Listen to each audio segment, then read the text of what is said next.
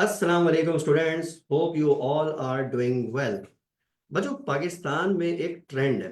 वो ट्रेंड ये है कि जब किसी स्टूडेंट को अपना करियर डिसाइड करना होता है तो वो अमूमन जब 11th ग्रेड में आता है यानी कि फर्स्ट ईयर या 12th ग्रेड में आता है यानी कि सेकेंड ईयर, तो वहां पे आके फिर वो डिसाइड करता है कि उसने कौन से करियर को ऑप्ट करना है। इंजीनियरिंग साइड पे जाना है, चार्टर्ड अकाउंटेंसी करनी है, एमबीए वगैरह करना है, व्हाटएवर ब्ला ब्ला। लेकिन मेडिसिन एक ऐसा करियर, एक ऐसा प्रोफेशन है कि जिसपे स्टूडेंट एक बहुत छोटी एज से ही शऊरी या लाशऊरी तौर पे अपना माइंड बनाता है कि उसने आगे चल के डॉक्टर बनना है या मेडिसिन में अपना करियर जो है वो परसू करना है। यानी जब बच्चा छोटा होता है तो वो छोटी क्लास में उसको जब ऐसे लिख रहा होता है, याद कर रहा होता है, तो भी माई माई एम इन लाइफ वाला जो ऐसे होता है उसमें भी वो यही मेंशन करता है कि I want to be a doctor due to this x y and z reason. My name is Mohammad Faizan Siddiqui and I am a team member of Anees Hussain institutes. और आज के हमारे पॉडकास्ट में एमडी कैट 2024 की कराची की हाई अचीवर सैयदा मुहद्दिसा जहरा नकवी, जो कि अनीस हुसैन की स्टूडेंट हैं, आज हमने उनको इनवाइट किया है ताकि स्टूडेंट्स जो इस वक्त सेकेंड ईयर में पढ़ रहे हैं, एमडी कैट में पढ़ रहे हैं या एमडी कैट में नहीं भी पढ़ रहे, उनको किस तरह के प्रॉब्लम्स फेस करने को आते हैं, अपनी स्टडी को कैसे मैनेज करना है, एमडी कैट की टिप्स एंड ट्रिक्स क्या होती हैं, उसके हवाले से कंप्लीट गाइडलाइन, वो सारी चीजें आज हम इस पॉडकास्ट में डिस्कस करेंगे। तो चलें स्टार्ट करते हैं। अस्सलाम वालेकुम मोती साहब। वालेकुम अस्सलाम। आई होप आप खैरियत से होंगी। सबसे पहले तो बहुत बहुत मुबारक हो आपको कि आपने एमडी कैट में बहुत अच्छा स्कोर किया। और एमडी कैट के जो दोनों टेस्ट हैं, जो टेस्ट वन था उसमें भी आपने 192 स्कोर किया, और टेस्ट टू में भी जो रिकंडक्ट हुआ तो उसमें आपने 191 स्कोर किया। तो बहुत बहुत मुबारक हो आपको हमारी पूरी टीम की तरफ से। अच्छा मोदी साहब, सबसे पहले बेटा आप मुझे अपना थोड़ा सा बैकग्राउंड बताएं, आपकी स्कूलिंग के हवाले से, आपकी कॉलेज के हवाले से, ताकि स्टूडेंट जो है हमारे वो सुने, उनको समझें, और उसी के बाद फिर हम आगे बात करेंगे। मेरा स्कूल जो था वो अलमुर्तज़ा स्कूल था, और वहाँ पे यह है कि हर बोर्ड से मैंने मेरा बैकग्राउंड रहा है। तो वहाँ पे बहुत ही अच्छा एक बैकग्राउंड था, क्योंकि टीचर जितने भी थे बहुत ही अच्छे पढ़ाने वाले थे। तो मुझे किसी किस्म के ना ट्यूशन की ज़रूरत पड़ी थी अल्हम्दुलिल्लाह, और ना कोचिंग की दैट टाइम, क्योंकि वहाँ पे ऑलरेडी बहुत ही अच्छे एक्सपीरियंस टीचर्स थे ना सारी। तो उस टाइम तो मुझे अल्हम्दुलिल्लाह किसी कोचिंग की ज़रूरत नहीं पड़ी थी। लेकिन जब मैंने स्विच किया था खान बोर्ड से डायरेक्टली टू कराची बोर्ड। अच्छा, तो मैट्रिक जब आपने आगा खान बोर्ड से किया था, मैं इसको क्वेश्चन को यहीं पे कट करता हूँ, तो उस वक्त आपके मैट्रिक के रिजल्ट्स कैसे थे? क्या स्कोर थे, परसेंटेज वगैरह अगर मैं। मैट्रिक के रिजल्ट अल्हम्दुलिल्लाह बहुत अच्छे आए थे। मैट्रिक में मेरी परसेंटेज 95% थी अल्हम्दुलिल्लाह। माशाल्लाह। तो यह है कि उसमें यह है कि मेरे टीचर्स की भी बहुत ज़्यादा मेहनत थी, अल्लाह ताला ने उनको ज़रिया बनाया था सच में कि मेरी इतनी अच्छी मेरा इतना अच्छा रिजल्ट आ सका। फिर ये है कि बहरहाल जब मैट्रिक का सारा कवर अप हो गया, डायरेक्टली फ़ौरन फिर कोचिंग ज्वाइन किया था, क्योंकि के खान के बाद जैसे ही मैंने स्विच किया कराची बोर्ड की तरफ। तो कराची बोर्ड की तरफ स्विच करने के ये जो मेरा टाइम पीरियड था ना, ये बहुत ही डिफरेंट सा था, क्योंकि इस दौरान मुझे एक बहुत ही बड़ा कह सकते हैं कि डिफरेंस फेस करना पड़ा, और बहुत बड़ी प्रॉब्लम जो फेस करनी पड़ी थी उसकी वजह ये थी कि खान का जो सिनेरियो था स्टडीज का, वो बिल्कुल डिफरेंट था compare to that of Karachi board, क्योंकि उसके अच्छा, अंदर आगा खान का आपको जो एग्जामिनेशन सिस्टम था वैसे वो कैसा लगता था as compare to Karachi board? वो बहुत ही अच्छा लगता था, क्योंकि वहाँ पे time management and everything was really very good, hmm. Because whatever time was given ना, वो उस टाइम को फॉलो करते थे, एंड इवन के वो हर चीज़ की टाइमिंग्स पहले से बताते थे, और बहुत ही अच्छी लगता था बाकायदा कि वहाँ पे सही से मैनेज होके काम हो रहे हैं ना। और वहाँ पे ये है कि रिजल्ट से स्टूडेंट्स सेटिस्फाइड भी होते थे, जो भी रिजल्ट आता था उससे सेटिस्फेक्शन होती थी स्टूडेंट्स की। इवन ये है कि स्कूटी में और दीगर चीज़ों में प्रॉब्लम्स भी नहीं फेस करनी पड़ती थी स्टूडेंट्स को। और वहाँ पे सबसे बड़ी जो चीज़ थी वो ये थी कि कॉन्सेप्ट बेस्ड स्टडीज़ को जो है ना ज़्यादा प्रायोरिटाइज़ किया जाता था और इम्पोर्टेंस दी जाती थी। सही। यानी कि इस तरह से होता था कि हमें बहुत ही शॉर्ट जगह दी जाती थी, और उसके अंदर कहा जाता था कि आपको उसी के अंदर सारी चीज़ें मेंशन करनी ना, तो आपको छोटे से मैटर में बहुत कुछ लिखना होता था। अच्छा, आपने बताया कि भाई फर्स्ट ईयर में जब आप आई 11th ग्रेड में आई तो आपने पहले कोचिंग ज्वाइन किया, कॉलेज भी स्टार्ट होने से पहले, उसकी कोई वजह? उसकी वजह ये थी कि मैंने तो पहले से डिसाइड कर लिया था कि मुझे स्विच करना ही है कराची बोर्ड की तरफ ना। तो ऑलरेडी मेरे बड़े बहन भाई थे, वो पढ़ चुके हैं कराची बोर्ड से, उन्होंने कराची बोर्ड से ही इंटर किया है अपना ना। तो उन लोगों से मुझे गाइडेंस मिली हुई थी, और उन लोगों ने भी कहीं से नहीं पढ़ा था, तो उन लोगों ने मुझे बताया कि यहाँ से ही अपना इंटर करो, क्योंकि ये है कि अच्छा रहेगा यहाँ से करना इंटर ना, उन लोगों का एक्सपीरियंस रह चुका है। तो उन लोग की गाइडेंस के ऊपर ही उनको उनकी गाइडेंस को फॉलो करते हुए मैंने फिर रनिंग को ज्वाइन किया, और फिर उसके बाद कॉलेज, फिर बाद में फिर कॉलेज भी ज्वाइन किया मैंने। सही। अच्छा, फर्स्ट ईयर में आप अनीस हुसैन में आई, सेकेंड ईयर भी आपने यहीं से पढ़ा और एमडी कैट में भी आपने अनीस हुसैन को ही ज्वाइन किया। अच्छा, अब थोड़ा सा इसमें हम आगे बढ़ते हैं। आपके सेकेंड ईयर के रिजल्ट्स आए, उसमें भी आपका A1 ग्रेड था और उसके बाद एमडी कैट। अच्छा, अब यहाँ पे देखें दो तरह के स्टूडेंट्स हैं जो जिनके ज़हनों में बहुत सारे सवाल आते हैं। मैं चाहता हूँ कि आप अपने एक्सपीरियंसेस को यूज करते हुए उन क्वेश्चंस को इस तरह आंसर करें। दो तरह के स्टूडेंट इस वक्त हैं सेकंड ईयर में। एक तरह के वो स्टूडेंट्स हैं कि जो सेकंड ईयर में पढ़ रहे हैं लेकिन वो इस वक्त एमडी कैट नहीं ज्वाइन किए हुए हैं, उनके जहन में बहुत सारे क्वेश्चन है। उस पर पहला सवाल मैं करता हूँ आपसे। और दूसरी तरह के स्टूडेंट्स वो हैं जो सेकंड ईयर में भी पढ़ रहे हैं और एमडी कैट में भी हैं। उनके हवाले से भी कुछ गाइडलाइंस है जो आपसे लेनी है। तो पहले हम उन स्टूडेंट्स की बात करते हैं कि वो स्टूडेंट जो इस वक्त सेकंड ईयर में पढ़ रहे हैं लेकिन उन्होंने अभी तक एमडी कैट ज्वाइन नहीं किया है, सही, बिफोर एग्जाम की बात हो रही है। तो उन स्टूडेंट्स को आप क्या सजेस्ट करेंगे कि क्या उनको एग्जाम से पहले एमडी कैट ज्वाइन करना चाहिए या नहीं? इसका उनको क्या फायदा हो सकता है या क्या नुकसान हो सकता है? इस हवाले से जरा पहले तो उन स्टूडेंट्स के बारे में बताइए कि जिन्होंने भी ज्वाइन नहीं किया, तो उनको क्या सजेस्ट करेंगे आप? बेसिकली मैंने जो एमडी कैट बिफोर मतलब लाइक एमडी कैट पहले से ही ज्वाइन कर लिया था ड्यूरिंग माय सेकंड ईयर। तो मुझे उससे ये है कि फ़ायदा तो हुआ, लेकिन ये है कि बहरहाल इट्स अपॉन लाइक एवरीवन के लाइक वो ज्वाइन करना चाहते हैं नहीं चाहते हैं, क्योंकि हर इंसान अपना जानता है कि लाइक वो लेके चल सकता है नहीं लेके चल सकता। तो मैं एग्जैक्टली तो ये सजेस्ट नहीं करूँगी कि आप सेकंड ईयर के साथ ही ज्वाइन करें, लेकिन बहरहाल इसका मतलब है कि अगर मैंने सेकंड ईयर के दौरान जब ज्वाइन किया था, ऐसा नहीं है बिल्कुल भी कि मुझे उसका कोई फ़ायदा नहीं हुआ। मुझे उसके दौरान फ़ायदा हुआ था, और जो फ़ायदा था वो ये था कि बेसिकली लाइक मैंने प्रायोरिटाइज़ जो किया था अपनी सेकंड ईयर की स्टडीज़ को ही किया, उसी को ज़्यादा इम्पोर्टेंस दी थी। और जो मेरी स्टडीज़ थी उस दौरान की, यानी कि एमडी कैट की, उसको मैंने इतना ज़्यादा इम्पोर्टेंस लाइक उस टाइम पे इतनी ज़्यादा इम्पोर्टेंस नहीं दी थी। यानी कि रिविज़न मैंने नहीं किया था उस टाइम पे इतना। लाइक सर जो लेक्चर देते थे, जो मेरे टीचर्स थे, उनके लेक्चर्स को मैं नोट करती थी और उसी को उस टाइम में ही लाइक स्टडी करती थी, और लाइक कॉन्सेप्ट मैंने उसी टाइम क्रिएट कर लिया था। और सही। प्रॉपर गाइडेंस, सबसे जो बेहतरीन चीज़ मुझे मिली थी ना, वो प्रॉपर गाइडेंस मिली थी। और प्रॉपर गाइडेंस जो मुझे मिली थी वो मुझे लाइक मैंने जो पहले से एमडी कैट जॉइन कर लिया था ड्यूरिंग द सेकंड ईयर, उसका मुझे फ़ायदा यही हुआ था कि मुझे प्रॉपर गाइडेंस पहले से ही मिली थी। वरना फिर अगर मैं बाद में जॉइन करती ना, तो गाइडेंस मिलते-मिलते इतना टाइम निकल जाता है कि आप फिर जो है मतलब परेशान होते हैं कि अब इतना कम टाइम बचा है, उसमें मैं कैसे अपनी प्रिपरेशन करूँ? यानी बिल्कुल सही कि अगर आप बाद में ज्वाइन करती है तो फिर एनडी कैट की जो डायनामिक्स होती है यस, उसको समझने में ही इतना टाइम लग जाता है कि टाइम ही निकल जाता। यस। तो उसमें एटलीस्ट ये फायदा हुआ कि आपको एमडी कैट की डायनामिक्स पहले ही समझ में आ गई क्या। हुँ। अच्छा, जो सेकेंड ईयर और एमडी कैट आप साथ चल रही थी, तो आपने जो एमडी कैट ज्वाइन किया था तो उसमें क्योंकि इस तरह एमसीक्यूज फोकस्ड चीजें ज्यादा होती हैं, तो उसकी सेकेंड ईयर के जो पेपर में एमसीक्यूज का पोर्शन है, मैं हिसाब लगा रहा था कि सेकेंड ईयर में तकरीबन 20% जो मार्क्स होते हैं ना वो एमसीक्यूज के होते हैं, हुँ। सही है? यानी 1100 में से तकरीबन 220 240 मार्क्स जो होते हैं वो तकरीबन एमसीक्यूज के होते हैं सेकंड ईयर में, overall first year second year मिला के। तो जो एमडी कैट आपने पढ़ा सेकंड ईयर में, तो क्या उसकी पेपर जो इंटर बोर्ड का पेपर था उसमें कुछ सपोर्ट मिलती होगी बच्चों को? इंटर बोर्ड के पेपर से सपोर्ट मिले ना मिले, लाइक उसका मैं इस तरह से नहीं कह सकती कि इंटर बोर्ड से मुझे सपोर्ट मिली थी, क्योंकि लाइक मैंने जो भी मेरी स्टडीज उस दौरान सेकंड ईयर में चल रही थी, जो भी चैप्टर्स वगैरह चल रहे थे, मैंने उसको अल्हम्दुलिल्लाह उस टाइम से ही अपनी फ्रेंड के साथ मिलके और टीचर्स की गाइडेंस के थ्रू इस तरह से लेके चली थी, और इस तरह से अपनी कॉन्सेप्ट की क्रिएशन ऑलरेडी कर ली थी। और टीचर्स लाइक दौरान, क्योंकि मैंने पहले ही एमटीकैट ज्वाइन किया था, तो टीचर्स पहले से ही हम लोग को एमसीक्यूज उस दौरान प्रोवाइड करते थे, एमटीकैट के टीचर्स ना, जितने भी टीचर्स थे। तो मैं उन एमसीक्यूज़ के थ्रू प्रिपरेशन करती थी अपनी।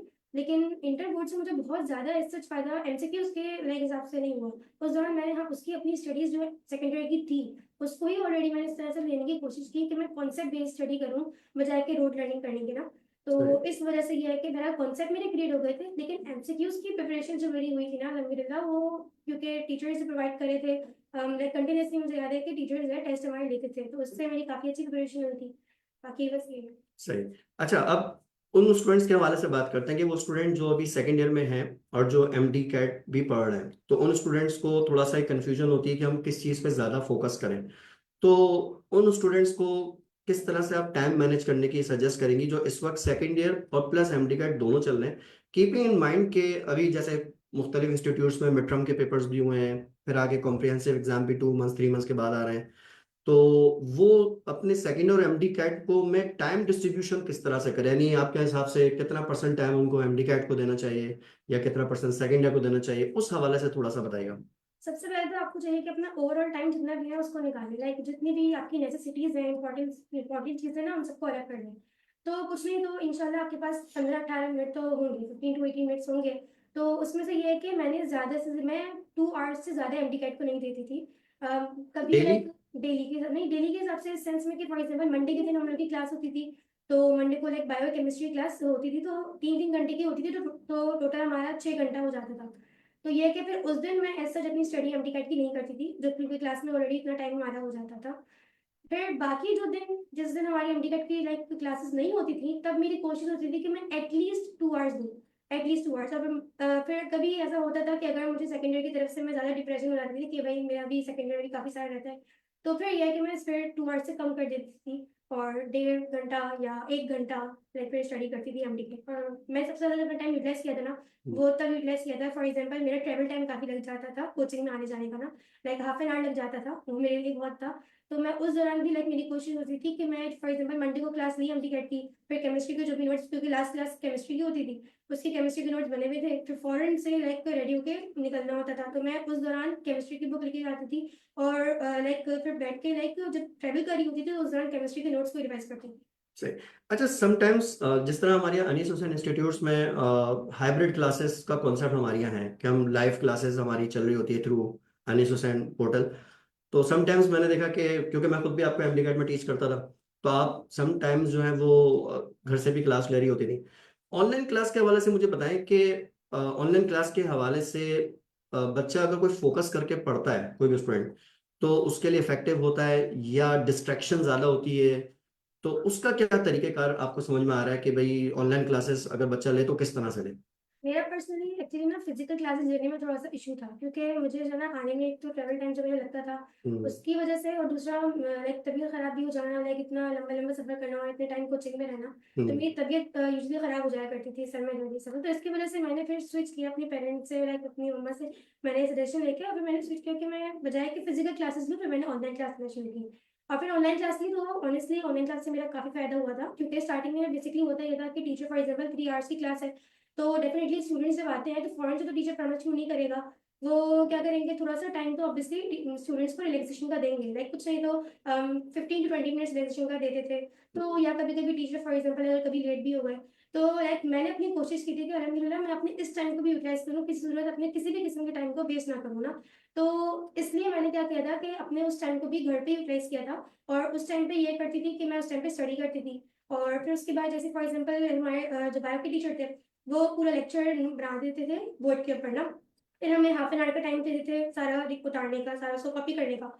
तो मैं क्या करती थी कि वो जब सर लिखे रहे होते थे ना, तो क्योंकि ऑनलाइन था, लाइक फिजिकल क्लासेस में होता है कि सामने हमारे पास लिखा हुआ है, तो हम सर के साथ साथ नहीं लिख सकते कि सर लिखे हैं फिर हम लिखें, क्योंकि फिर ऊपर देखना फिर नीचे देखना, तो उसमें काफी लाइक टाइम लग रहा होता था।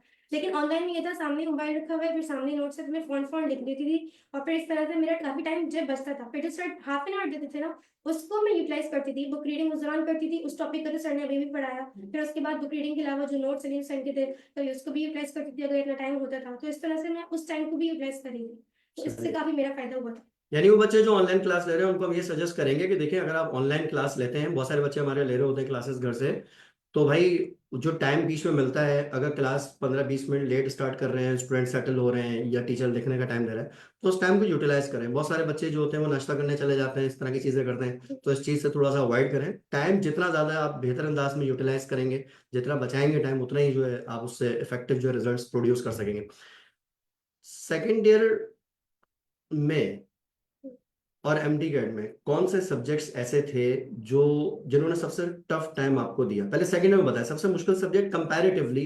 जैसे बताया, एक टॉपर है तो जैसे तो हर सब्जेक्ट को आपने ग्रिप करके चली है, लेकिन सबसे टफ जो सब्जेक्ट था among science subjects, physics chemistry biology, पहले सेकंड ईयर के हिसाब से बताया कि कौन सा आपको थोड़ा टफ लगा और उसकी स्ट्रेटेजी फिर आपने क्या बनाई फॉर सेकंड ईयर एग्जाम्स?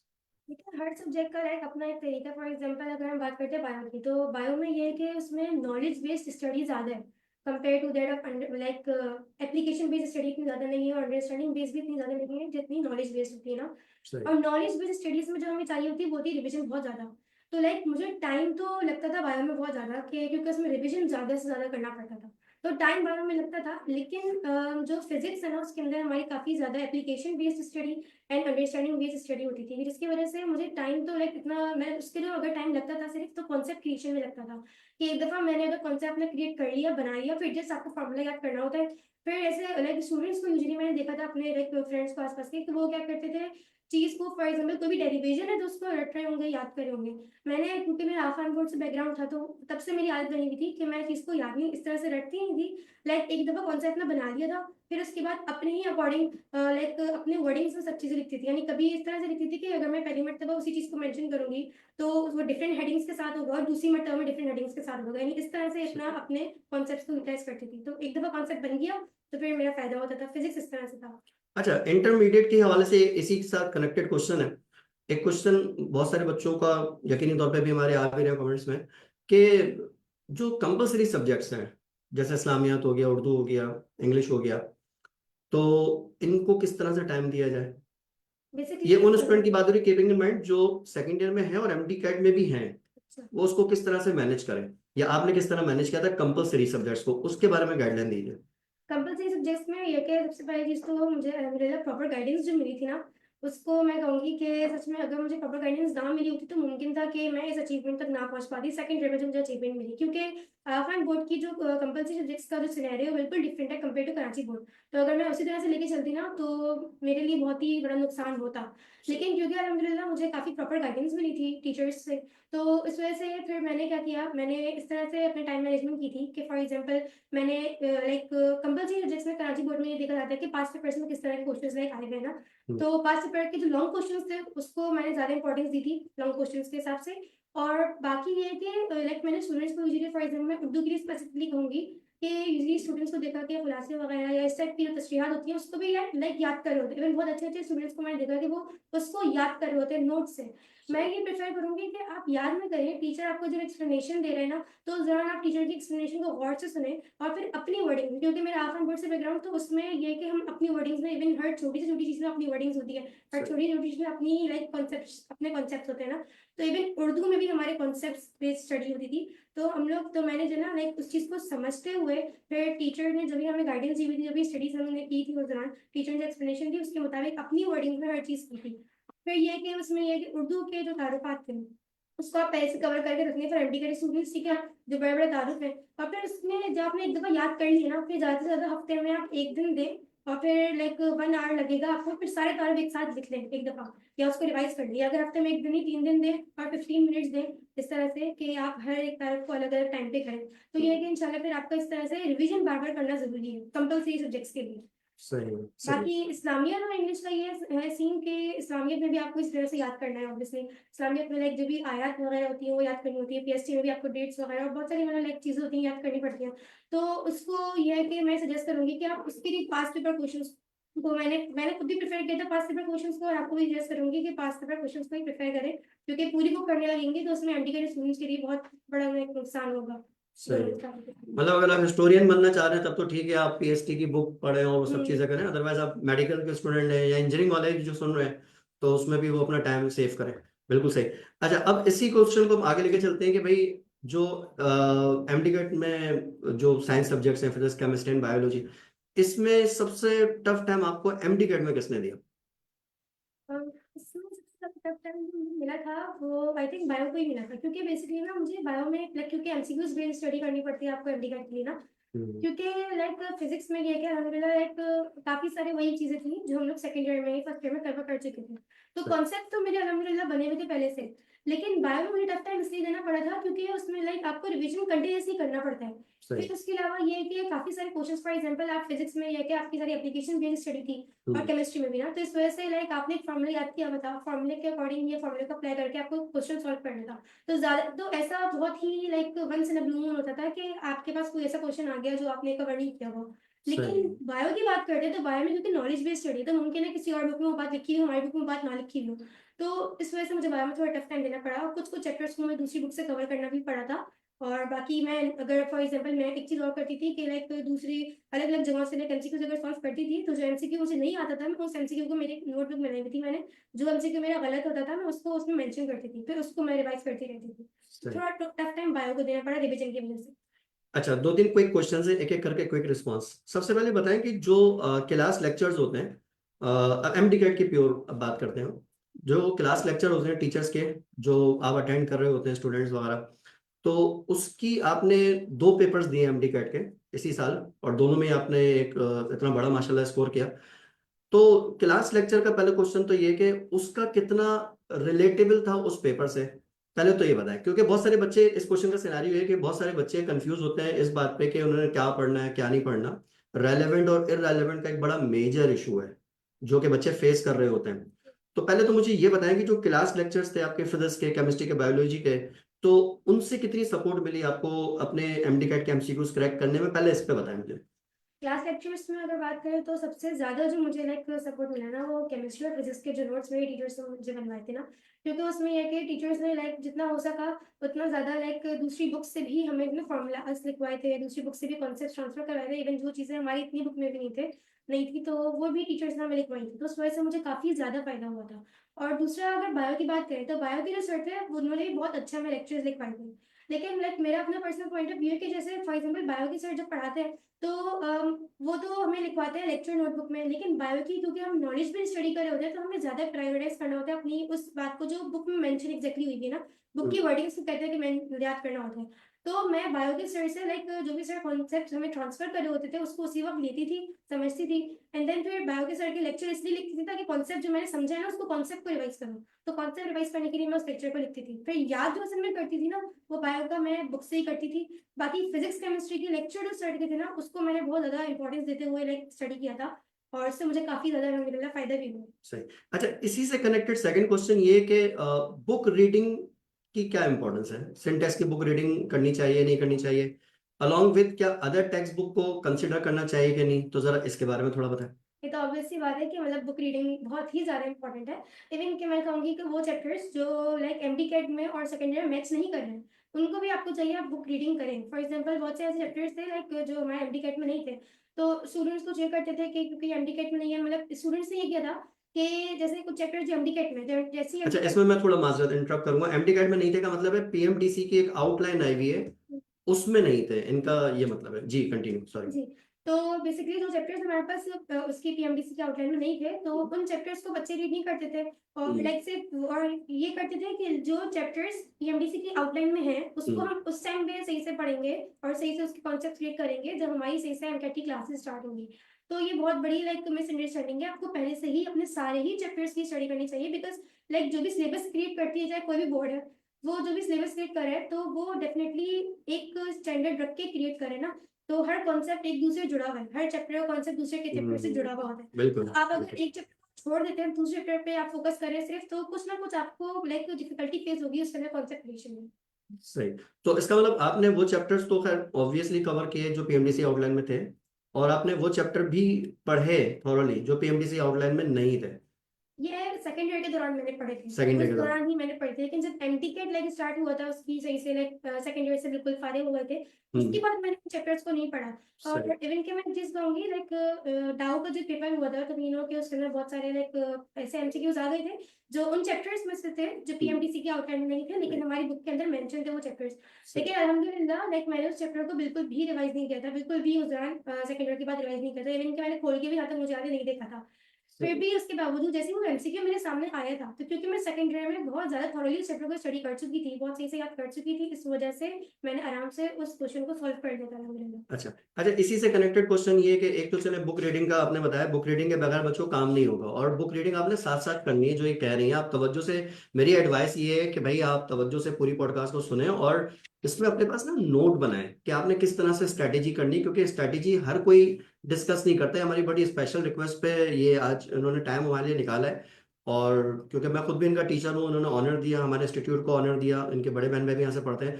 वरना इतनी इंसाइट्स जो है ना ये हर कोई नहीं आपको बताता। तो ये चीज बड़ी जरूरी है कि आप इस चीज को, तमाम बातों को जो है प्रॉपर्ली नोट डाउन करें ताकि आपको बच्चों को पता हो कि क्या है।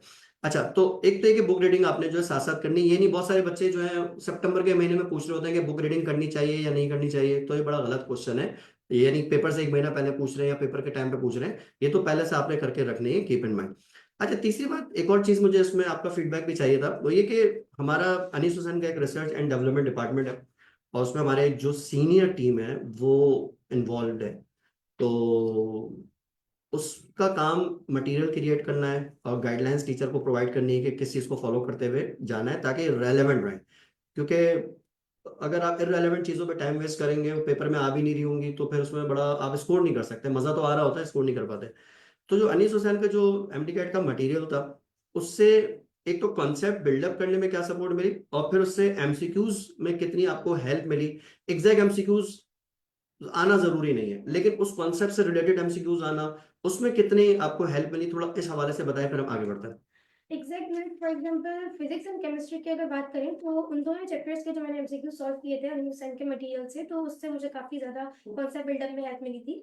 बाकी बायो की बात करें तो मैंने जैसे बताया कि बायो की बुक लाइन ज़्यादा लाइक प्रेफर करनी चाहिए, तो मैंने बायो की अपनी लाइक जो न्यू बायो की बुक थी उसको कंपेयर करते हुए लाइक थोड़ा किया था, तो थोड़ी बहुत लाइक मुझे डिफिकल्टी फेस करनी पड़ेगी, क्योंकि अनुसैन की जो बुक में बायो का पोर्शन था ना उसके अंदर ऑब्वियसली और दूसरी लाइक पूरा, क्योंकि एमडीकेट की पीएमडीसी आउटलाइन देख के उन्होंने वो बनाई थी सारी एमसीक्यूज वगैरह, तो इसलिए मुझे थोड़ी डिफिकल्टी हुई थी सिर्फ अपनी बुक पढ़ के जब मैंने एमसीक्यूज किए थे।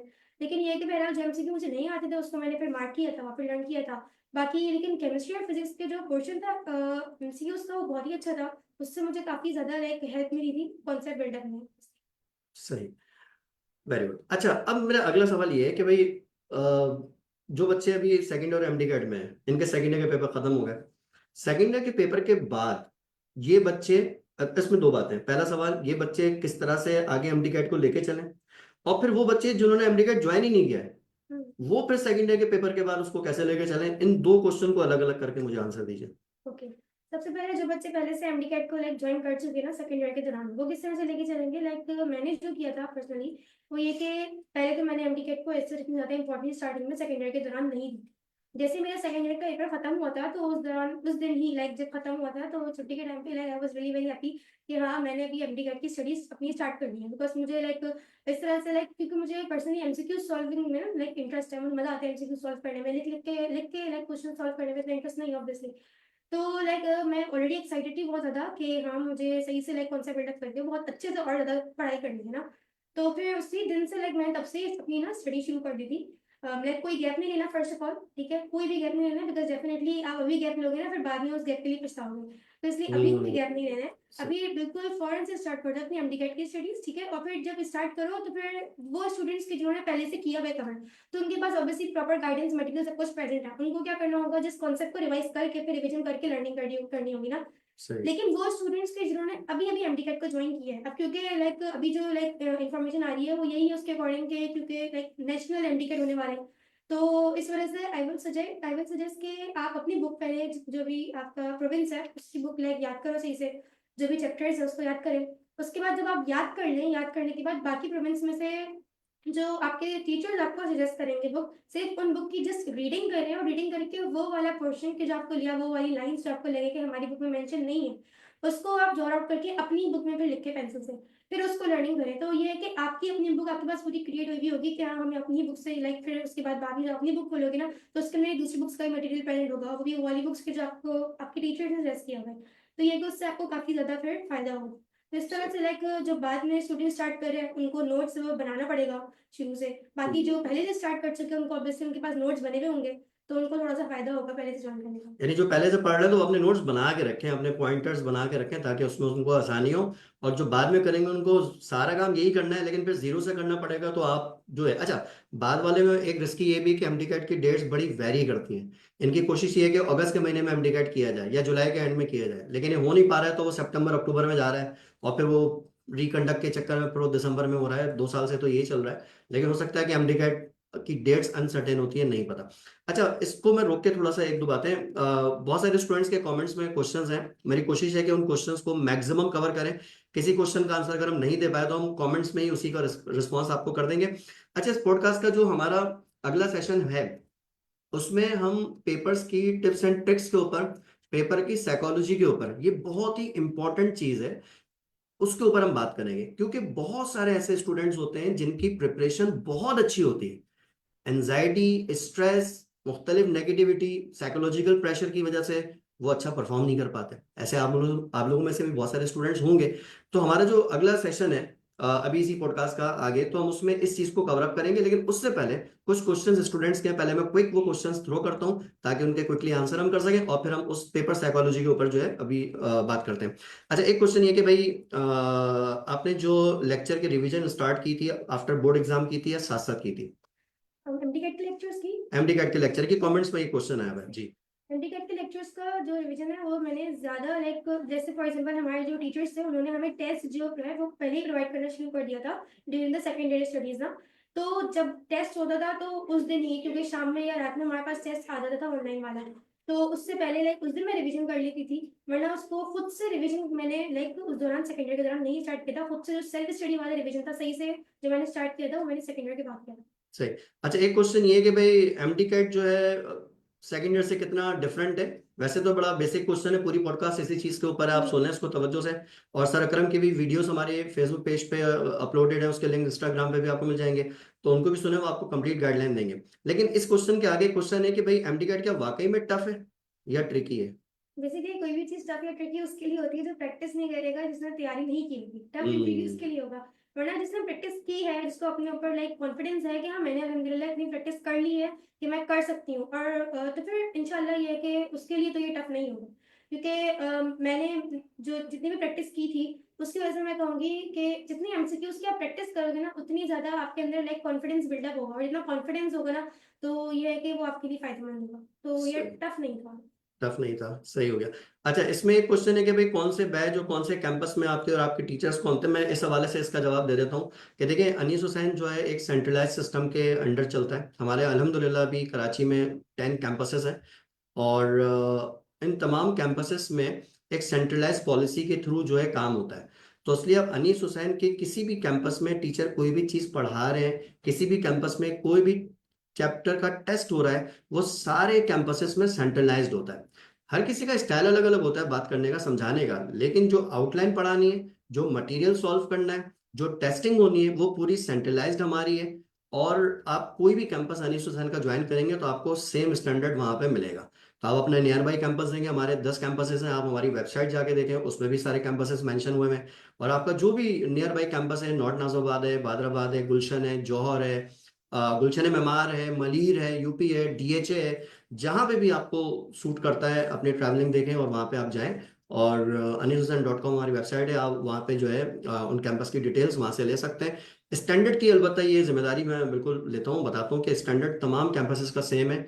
तमाम कैंपसेस में कोऑर्डिनेटर एक ही हैं, उनके सब कोऑर्डिनेटर्स हैं जो मैनेज करते हैं चीज़ों को। लेकिन जो क्वालिटी ऑफ एजुकेशन या standard of education, standard of material, testing system, वो सारी की सारी चीज़ें जो है वो सेंट्रलाइज्ड है, एक ही स्टैंडर्ड पे चल रहा है। तो इसलिए इससे कैंपस से इतना फर्क नहीं पड़ता। कभी किसी ईयर में किसी कैंपस की फर्स्ट पोजीशन आ रही होती है, तो कभी किसी ईयर में किसी दूसरे कैंपस की आ रही होती है।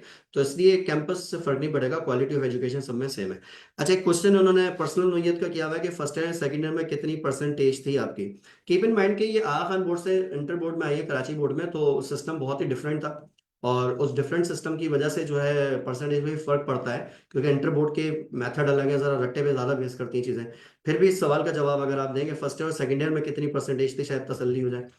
फर्स्ट ईयर में आई रिमेंबर मेरी 84.9 थी एंड सेकंड ईयर में 86.45 थी अलहमदिल्ला। अल्हम्दुलिल्लाह। अच्छा, इसमें मैं एक बात बताता चलूं कि देखो, ये चीज जरूरी नहीं है कि अगर आपकी फर्स्ट ईयर में पोजीशन है, सेकंड ईयर में पोजीशन है, तो आपकी एंट्री टेस्ट में भी पोजीशन आ जाएगी। ये चीज जरूरी नहीं है। एंट्री टेस्ट एक अलग चीज है, इंटरमीडिएट एक अलग चीज है, स्ट्रैटेजीज दोनों की अलग है। और अक्सर ऐसा हुआ है कि इंटर बोर्ड के जो टॉपर्स होते हैं वो एमडी कैट में फर्स्ट पोजीशन नहीं ले पाते। कोई और रैंकिंग आ जाती है, सेकंड थर्ड फोर्थ, लेकिन फर्स्ट पोजीशन नहीं ले पाते। अक्सर ये देखा गया, आप ट्रैक रिकॉर्ड निकाल के देखें, बहुत कम ऐसे केसेस हैं कि जिसमें ऐसा है। जैसे हमारी बहुत पहले करिश्मा कुमारी स्टूडेंट थी, इंटर बोर्ड की भी टॉपर थी और वो एमडी कैट की भी टॉपर थी। तो इस तरह के बड़े रेयर केसेस हैं कि जिसमें दोनों टॉप ईयर्स, दोनों चीजों के टॉपर्स जो है वो आ रहे हो। तो ऐसा है। तो मुहद्दिस है कि इंटर में कोई टॉप 10 टॉप 20, शायद टॉप 100 में भी नहीं थी। लेकिन ये है कि एमडी कैट में फिर कराची में नंबर 1 पोजीशन पर है अल्हम्दुलिल्लाह। तो ये सिलसिला था। अच्छा, वैसे मेरा एक सवाल है पर्सनल, फिर आगे इन क्वेश्चन को ऐड करते हैं। जब आपका स्कोर आया 191, तो आपने स्क्रूटनी का नहीं सोचा कि आंसर की में क्या पता मिस्टेक्स हो, शायद स्कोर 192 या 193 या 195 हो? मैंने बेसिकली मेरे जहन में यही बात आई थी कि मेरे मार्क्स कट कैसे गए, हम्म। क्योंकि लाइक मैंने जो किया था, पर्सनली पेपर किया था, तो मुझे ये था कि मेरे इंशाल्लाह ज़्यादा मार्क्स कटेंगे नहीं। लेकिन फिर भी बहरहाल मैंने इसलिए स्क्रूटनी का नहीं सोचा था क्योंकि मेरा जो है ना, मैंने अपना प्लान बी बना के रखा हुआ था, और मुझे अपने प्लान ए से ज़्यादा जो मेरा लाइक इंटरेस्ट था ना, और मेरा ज़्यादा जोर था शायद प्लान बी पे था। तो मुझे ये था कि अगर मेरा प्लान ए नहीं सक्सेसफुल हुआ ना तो मेरा प्लान बी मैं लाइक अपने आप को लेके चलूंगी उस पर, और इसके लिए मैं ज़्यादा एक्साइटेड थी, तो इस वजह से मैंने स्कूटनी का सोचा भी नहीं। अच्छा, तो आपने प्लान भी एक बना के रखा हुआ था। अच्छा, उसकी कुछ डिटेल्स हैं? इसकी डिटेल्स हैं लाइक मैंने बनाने वाली हैं? बताने वाली है हाँ ऑब्वियसली। श्योर श्योर, फिर तो श्योर डिस्कस करें ताकि और स्टूडेंट को गाइडलाइन मिल जाए। मैंने उसके लिए सोचा था कि बेसिकली फर्स्ट ऑफ ऑल तो लाइक बहुत ही बड़ा लाइक स्विच करना होता। वो ये था कि मैंने सोचा था कि मैं अपना ये जो एक साल है उसका गैप लूंगी और फिर उसके बाद मैं पूरा जो मेरा फर्स्ट ईयर सेकंड ईयर का मैथ्स है उसको कवर करूंगी। लाइक मैं वैसे भी कवर कर ही रही हूँ फर्स्ट ईयर की मैथ्स, अभी मैं कर रही हूँ क्योंकि मुझे मैथ्स में बहुत ज़्यादा इंटरेस्ट है। तो मैथ्स में खुद भी कवर कर रही हूँ घर पे, लेकिन मैंने सोचा था कि मैं और ज़्यादा डेडिकेशन के साथ सही से मैथ्स को कवर करूंगी। फिर नेक्स्ट ईयर ये है कि मैं एनईडी का टेस्ट दूंगी और फिर इंशाल्लाह सॉफ्टवेयर इंजीनियरिंग में मेरा था इरादा कि मैं करूंगी। और दूसरा मैंने पीआईएस का सोचा था क्योंकि लाइक मुझे पता चला था कि वहाँ पे शायद कराची से सिर्फ कुछ ही students like not more than 5 students आते हैं ना, तो इसलिए मेरा इंटरेस्ट वहाँ पे बढ़ा था कि मुझे उसमें ही जाना है। तो मैंने ये अपना इरादा किया था वहाँ जाने का। तो लेकिन प्यास जो है Pakistan student engineering applied sciences की बात कर रही हैं आप, इसके बारे में आपने सबसे पहले कहाँ से सुना था? मैं टीचर से सुना था केमिस्ट्री के। अच्छा अच्छा अच्छा, चलो वहां से आपको मोटिवेशन है, क्योंकि प्यास का वाकई में ऐसा है कि भाई कराची से ऑन एवरेज 2 एडमिशन जाते हैं। जी। और प्यास के बारे में मैंने इन लोगों को ये भी गाइड किया था, और वाकई ऑन रिकॉर्ड बात है कि कराची से 2 एडमिशन जाते हैं। जो इंजीनियरिंग वाले सुन रहे हैं खासतौर पर इस बात को जरा हाईलाइट कर लें। और मजबूरन 2014 का ईयर ऐसा गुजरा है कि जिसमें प्यास वालों को कराची से मजबूरन 10 एडमिशन लेने पड़े थे। उसकी वजह ये थी कि जो प्यास के टॉप 10 जो स्कोरर थे वो सारे के सारे कराची से थे। उनमें से 9 स्टूडेंट अनीस हुसैन के थे। 2014 का ये रिकॉर्ड है। उससे पहले और उसके बाद प्यास में इतने एडमिशन जो है वो कभी भी नहीं गए जहां तक मेरी मेमोरी है। तो बहरहाल आपने एक बहुत बड़ा टारगेट सोचा हुआ था, वैसे बड़ा जबरदस्त प्लान था। लेकिन खैर इसमें यकीनी तौर पे बहुत सारे लोगों की बेहतरी होगी, सिर्फ आप ही की नहीं बल्कि बहुत सारे लोग, आप एक अच्छी डॉक्टर अच्छी सर्जन आगे चल के बनती हैं जो आप करियर परसू करेंगी, तो यकीनी तौर पे कई लोगों को उससे फायदा होगा। तो अल्लाह ताला ने भाई यहाँ पर आपको मौका दिया। अच्छा, अब आगे बढ़ते हैं। एक बड़ा इंपॉर्टेंट क्वेश्चन है, वो मैंने जरा संभाल के रखा हुआ है, और वो लास्ट क्वेश्चन हमारी पॉडकास्ट का कई लोगों के लिए बड़ा इंपॉर्टेंस रखेगा, लेकिन अभी हमारा एंड हुआ नहीं है। अब हम आते हैं थोड़ा सा पेपर की साइकोलॉजी की तरफ। देखें, जब आप टेस्ट में अपेयर होते हैं, अक्सर टेस्ट तो एनईडी के ग्राउंड में हो रहे होते हैं, कभी एक्सपो सेंटर में भी हुआ करते थे टेस्ट, कभी शादी हॉल्स में होते हैं। तो जब आप जा रहे होते हैं तो भाई वहां पे क्राउड देखते हैं, 10,000 15,000 के करीब लोग हैं, और वो उस टेस्ट में अपेयर हो रहे हैं, एक ही पेपर सबने सॉल्व करना है, और आपने उनको उसको बीट करना है। इन सब चीजों को सोचते हुए बड़ा प्रेशर होता है। तो पहले ये बताएं कि जो स्टूडेंट्स, आप पे किसी किस्म का प्रेशर था या कोई स्ट्रेस था या कोई एंजाइटी थी जब आप टेस्ट देने के लिए जा रही थी, या टेस्ट से 1 या 2 दिन पहले से अगर हम बात शुरू करें कि भाई संडे को टेस्ट है और थर्सडे या फ्राइडे से हम शुरू करें, तो पहले बताएं कि किसी किस्म का कोई प्रेशर था या नहीं था। और दूसरी बात ये कि आपने, अगर था या नहीं था, दोनों सूरतों में आप ऐसा क्या कर रही थी कि आप उस प्रेशर को मैनेज कर रही थी, उसको हैंडल कर रही थी कि आप स्मूथली गई? तो मैंने बेसिकली सबसे पहली चीज तो अपने जहन में वाली बात बिठानी चाहिए कि लाइक हमारे आसपास जो भी लोग हैं ना, उनके सोच से मतलब उनकी सोच के अकॉर्डिंग हमें नहीं चलना है। क्योंकि लाइक मेरे हम्म। साथ ये था कि लाइक मुझे अल्हम्दुलिल्लाह इस चीज़ का प्रेशर और स्ट्रेस नहीं था कि इतने सारे स्टूडेंट्स हैं, क्योंकि मुझे ये पता था कि मैंने अल्हम्दुलिल्लाह इतनी ज़्यादा प्रैक्टिस की है, इतनी ज़्यादा प्रैक्टिस की है अल्हम्दुलिल्लाह कि इंशाल्लाह इंशाल्लाह मेरा लाइक अच्छे स्कोर आ जाएगा। अब शायद मेरा मेरा लाइक इस तरह से कोई एम नहीं था कि लाइक टॉप करूँ या वो करूँ। लाइक मुझे इस चीज़ की तो उम्मीद थी कि 200 आ जाए इंशाल्लाह, लेकिन इस चीज़ का मुझे कोई वो नहीं था कि मैं टॉप करूँ। क्योंकि लाइक मैं ये कहूँगी कि 200 का लाइक जो मेरे स्कोर का मैंने एम बनाया था, वो मेरा टॉप करने से लाइक थोड़ा इसलिए लाइक वो करता है कि बेसिकली लाइक वो यानी 200 आउट ऑफ 200 आपने टारगेट किया था? जी, मैंने टारगेट अपना ये किया था कि मैं 200 आउट ऑफ 200 इंशाल्लाह लेके आऊँ। लेकिन ये है कि बहरहाल नहीं ला पाई थी। लेकिन ये है कि लाइक मैंने ये एम अपना नहीं बनाया था कि मैं टॉप करूँ, दूसरों को बीट करूँ। लाइक आपका एम ये नहीं होना चाहिए कि दूसरों को बीट करें, आपका एम ये होना चाहिए कि अपने आप से लाइक अपने आप को अपने आप से कंपेयर करते हुए चलें कि मैंने जो पहले किया मुझे उससे ज़्यादा अच्छा करना है। और लाइक अगर मैं अपने पहले वाले से कंपेयर करूँ कि पहले 192 लाई थी, फिर बाद में 191 लाई, तो मैं ये नहीं कहूँगी कि मैंने अपने आप को लाइक डाउन किया। क्योंकि अगर आप डाउ के पेपर को कंपेयर करेंगे उसके पेपर से, अपने आईटी के पेपर से, तो बेसिकली काफ़ी बड़ा डिफरेंस था। क्योंकि जो डाउ का पेपर था ना बेसिकली वो लाइक बिल्कुल बुक लाइन पे बेस करता था। डाउट आई पेपर मतलब पेपर नंबर 1 की बात कर रही हैं आप? यस।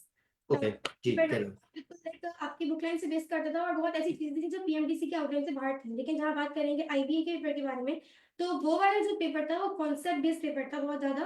तो मेरे अगर 191 आए तो कंपेयर टू डाउ के पेपर मेरे बहुत अच्छे मार्क्स आए मेरे लिए। हम्म। तो लाइक मैं कहूँगी कि ज़्यादा मतलब मैंने अपने आप से कंपेयर करते हुए चला तो मैं अपने आप को लाइक स्ट्रेस से बचा सकी।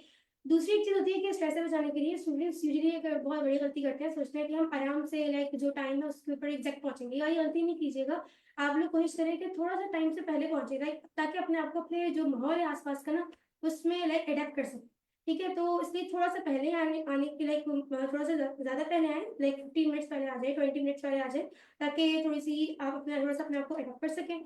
सेकेंडली ये कि अपने आप की आप इतनी ज़्यादा प्रैक्टिस करें बेसिकली कि ताकि फिर आप एंड में ना आपके अंदर एक कॉन्फिडेंस क्रिएट होगा कि मैंने जितनी प्रैक्टिस अल्हम्दुलिल्लाह की है, मेरा इंशाल्लाह हो जाएगा, इंशाल्लाह एमबीबीएस में आई विल पास, इंशाल्लाह ये एमबीबीएस में हो जाएगा।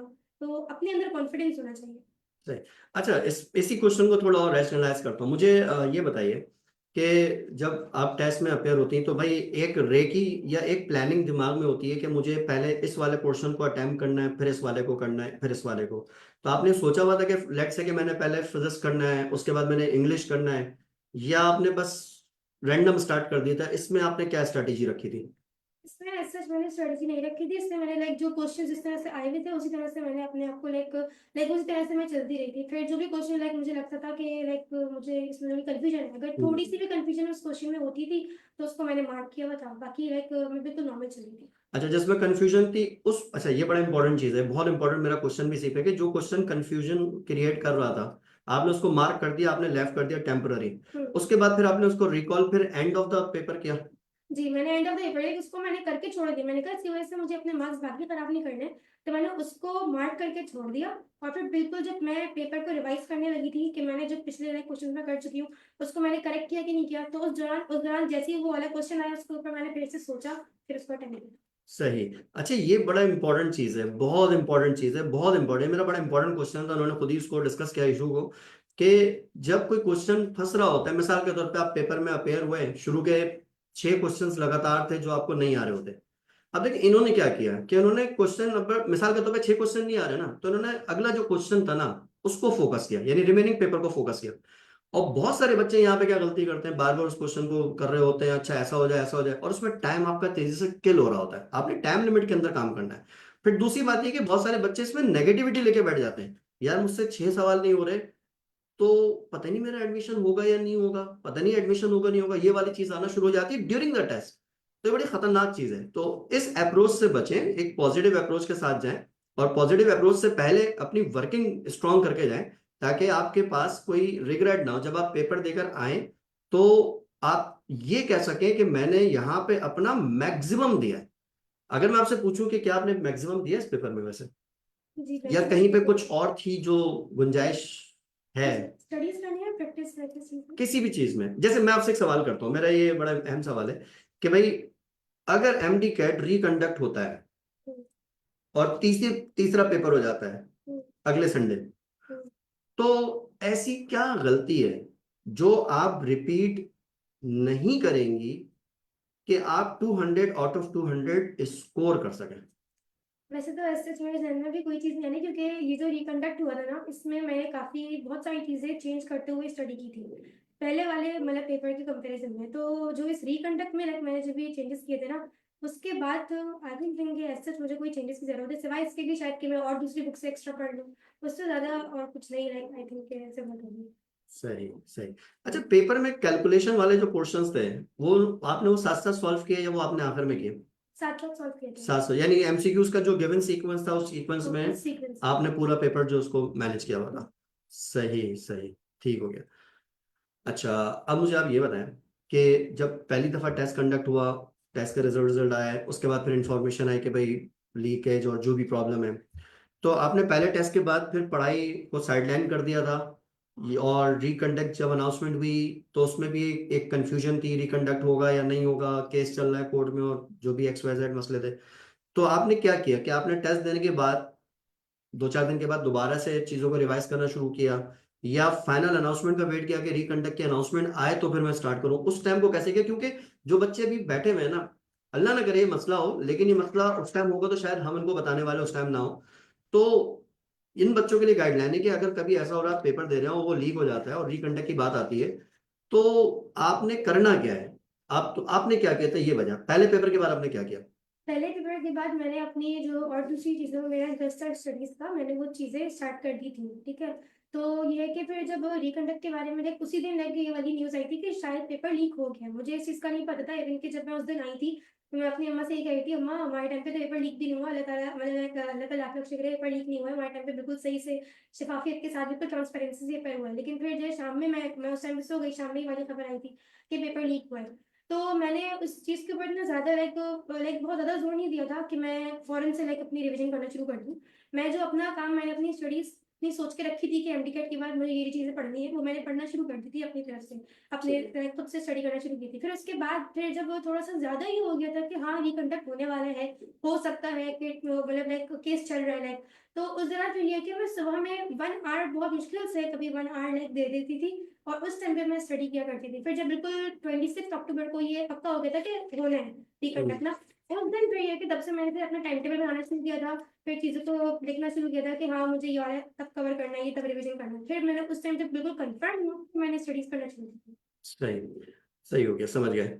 अच्छा, अब मुझे एक बात ये बताएं। अच्छा, ये सारे नोट्स आई हो आप लोग बना रहे होंगे जो स्टूडेंट अटेंड कर रहे हैं, और नहीं भी बना रहे तो बाद में दोबारा सुनिएगा इस पूरी बात को, ताकि आपको क्लियरिटी रहे, क्योंकि ये आपको पूरा साल काम आएगी। हो सकता है आप लोगों में से अगले साल कोई और स्टूडेंट बैठ के अपने जूनियर्स को गाइडलाइन दे रहा हो। तो हमारी यहाँ पे गाइडलाइन का मकसद ये है कि हमारे स्टूडेंट उससे मुस्तफीद हो, और ये जो बच्चे अभी हैं उनके भी काम आएगी, अगले साल वालों के भी काम आएगी, क्योंकि ये इशूज है।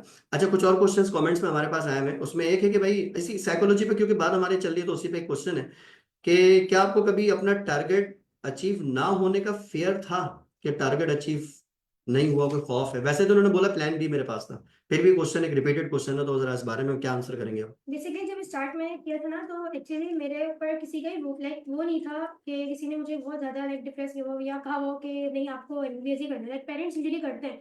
तो मुझे हम्म। मेरे पेरेंट्स ने ऐसा अल्हम्दुलिल्लाह बिल्कुल भी नहीं कहता कि तुमने एमबीबीएस ही करना है। उनका था कि जिसमें तुम्हारा इंटरेस्ट है वो करो। लेकिन ये है कि मेरे फादर की ख्वाहिश थी कि कोई भी लाइक उनका कोई भी लाइक कोई भी उनका बच्चा लाइक एमबीबीएस करे। तो मैंने कहा मैं लाइक कोशिश करती हूँ, अगर हो गया तो इंशाल्लाह ज़रूर कर लूँगी। फिर ये है कि मेरी कोशिश थी कि मैं अपने फादर की इस लाइक बात को पूरी कर सकूँ।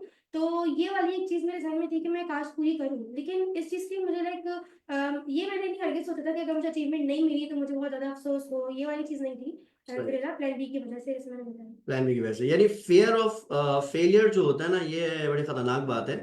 और इसमें ये वाली बात अपने पेरेंट्स को भी जरूर दिखाएं कि एक स्टूडेंट के क्या व्यूज हैं, और इन्होंने शायद इसी वजह से ही यहाँ तक पहुंची हैं। वैसे तो इस अचीवमेंट के पीछे इनकी बहुत सारी मेहनत है, वालदेन की इनकी दुआएं, भाई इनके वालदेन बहुत मुबारकबाद के मुस्तहिक हैं, कई दफ़ा उनको हम मुबारकबाद देना चाहेंगे इस हवाले से।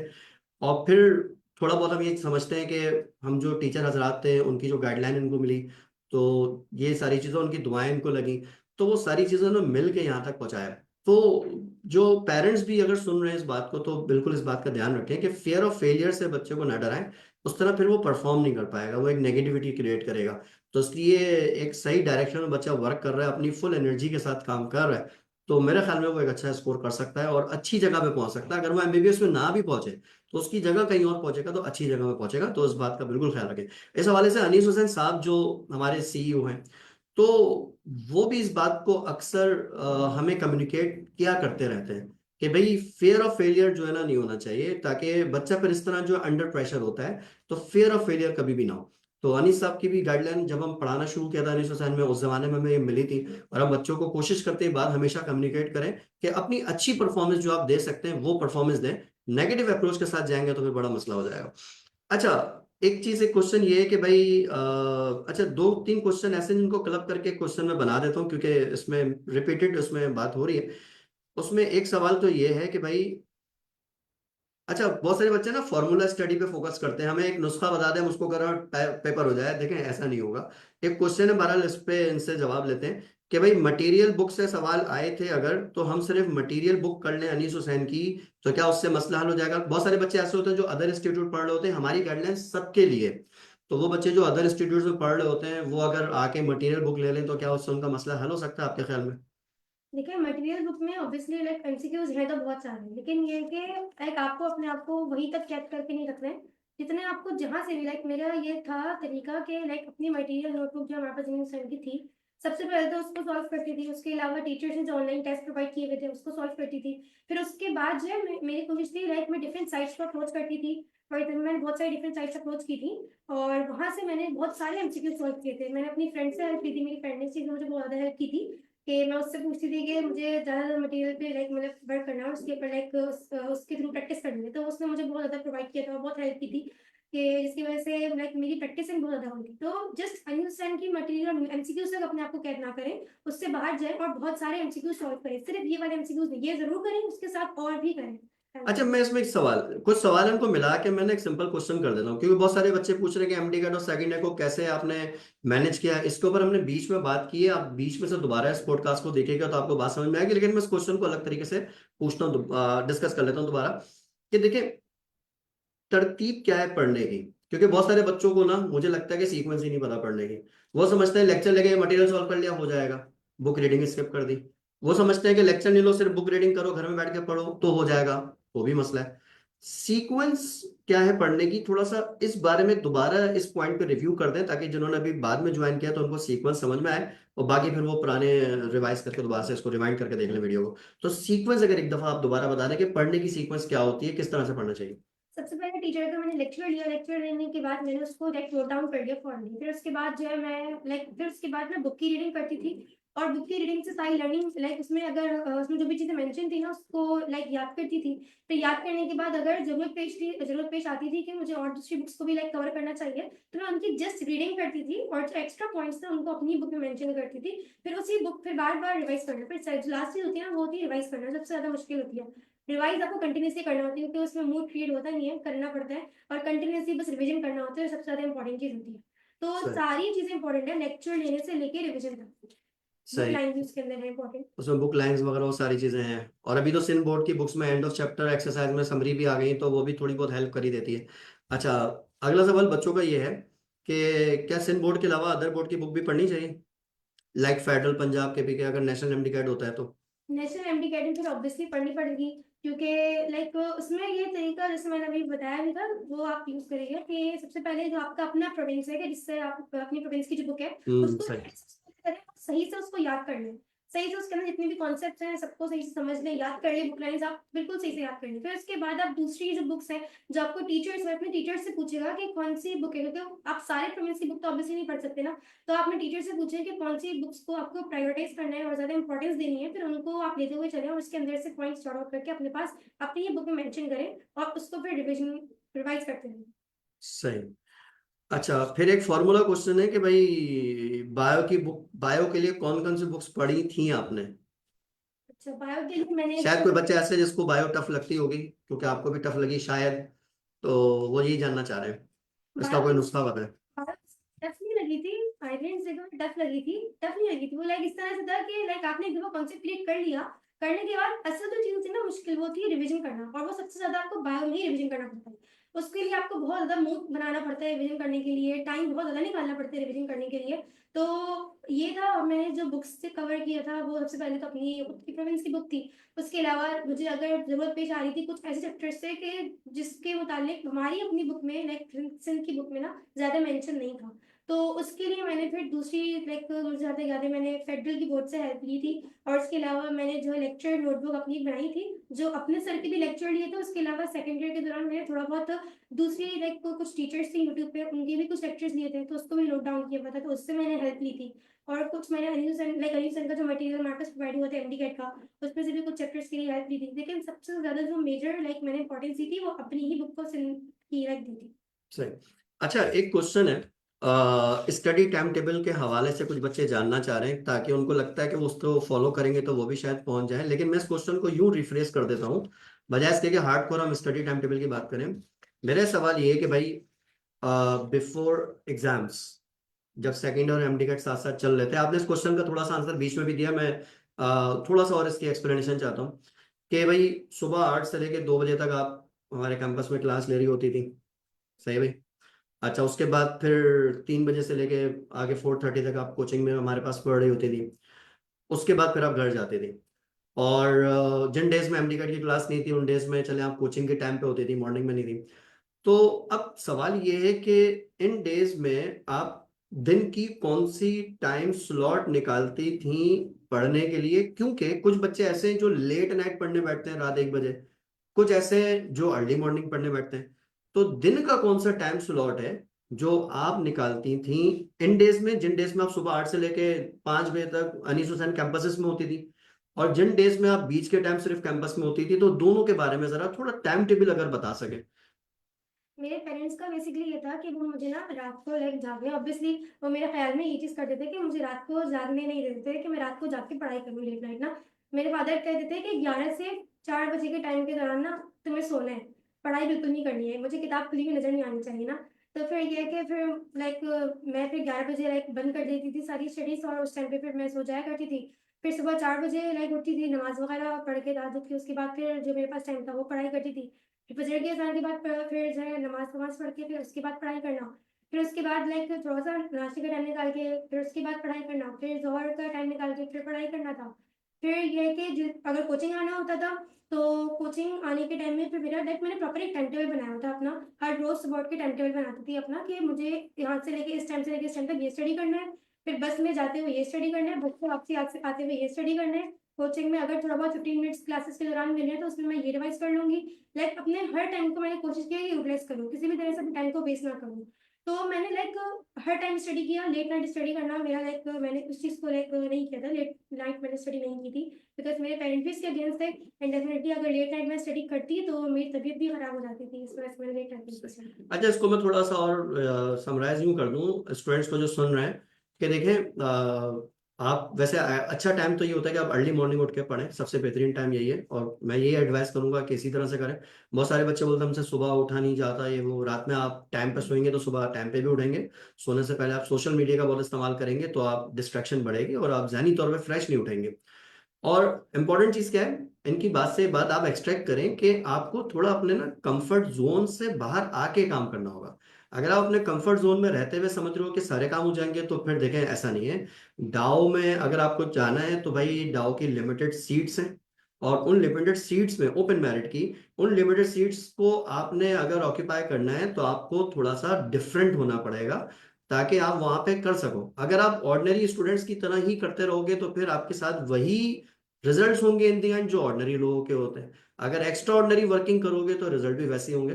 तो कंफर्ट जोन से थोड़ा सा बच्चों आपको बाहर आना पड़ेगा, तो आप जो है फिर आप बेहतर एक नतीजे पे पहुंच सकेंगे। अदरवाइज तो फिर प्रॉब्लम ही प्रॉब्लम है, फिर आप यही सोच रहे होंगे कि चले अगले साल दे देंगे हम डिगेट दोबारा से। उस वक्त भी अगर आप कंफर्ट जोन में रहोगे तो फिर बेटा फिर दोबारा अगले साल दोगे तो फिर ये मसले आएंगे। तो कंफर्ट जोन से बाहर निकल के काम करें तो इंशाल्लाह ताला ये आप बेहतर अंदाज में जो है मेंशन कर देंगे। बाकी के टाइम तो इन्होंने रूटीन अपना समझा दिया कि किस तरह से। इनके रूटीन में एक बात है कि टाइम वेस्ट नहीं करती थी। क्लास के दौरान भी अगर टीचर लिख रहे होते थे और ये क्लास के अंदर ही बैठी हुई तो बैठ के कुछ ना कुछ रिवाइज कर रही होती थी, मतलब टाइम वेस्ट नहीं करती थी। तो आप लोग भी टाइम नहीं वेस्ट किया करें। आप लोगों को जब टाइम मिलता है तो आप लोग थोड़ा सोशल मीडिया पर ज्यादा इन्वॉल्व हो जाते हो, तो थोड़ा सा उसको लिमिटेड रखो चीजों को, और ताकि बेहतर हो। क्योंकि बहुत सारे बच्चे जो सोशल मीडिया का बहुत इस्तेमाल करते हैं, उनके साथ एक और मसला होता है, फेयर ऑफ मिसिंग आउट का, फोमो का प्रॉब्लम आ जाता है। तो इसलिए एक लिमिटेड वे में करें, एक टाइम हर चीज का सेट करें तो बेहतर अंदाज में ये हो जाएगा। अच्छा, एक बड़ा मजे का सवाल है। अच्छा, ये सवाल क्यों है मुझे नहीं पता। सवाल ये कि भाई क्या ये आपका पहला अटेम्प्ट था एमडी कैट का? जी, पहला टर्म था लाइक मतलब अगर इस तरह से रीकंडक्ट के हिसाब से तो ऑब्वियसली सेकंड था, वरना वैसे ये फर्स्ट ईयर था, I was a fresher. Obviously she is fresher. इनका पहला अटेम्प्ट जो एमडी कैट का टेस्ट 1 था वो था, दूसरा अटेम्प्ट जो रीटेस्ट था वो था, तो ऑब्वियसली पहला अटेम्प्ट है। 2024 में इन्होंने अभी कुछ महीनों पहले इंटर किया, और 2024 में इनका इंटर का रिजल्ट आया, 2024 में ये एमडी कैट में आई है, और 2025 में इंशाल्लाह डॉ में पहुंच रही हैं। और आपको, आप में से जो बच्चे डॉ पहुंचेंगे तो वहां पे एज अ सीनियर आपको मिल भी जाएंगे। अच्छा जी। अब एक सवाल ये था, अच्छा इस सवाल का वैसे हम आंसर दे चुके हैं स्ट्रेस के हवाले से, लेकिन रिवीजन के हवाले से क्वेश्चन ये है कि टेस्ट से 2-3 दिन पहले आपने कुछ रिवीजन किया था चीजों का? बेसिकली मैं अगर देखिए दोनों का रिवीजन लाइक पेपर नंबर 1 का मैंने डिफरेंट तरीके से किया, पेपर 2 का डिफरेंट तरीके से।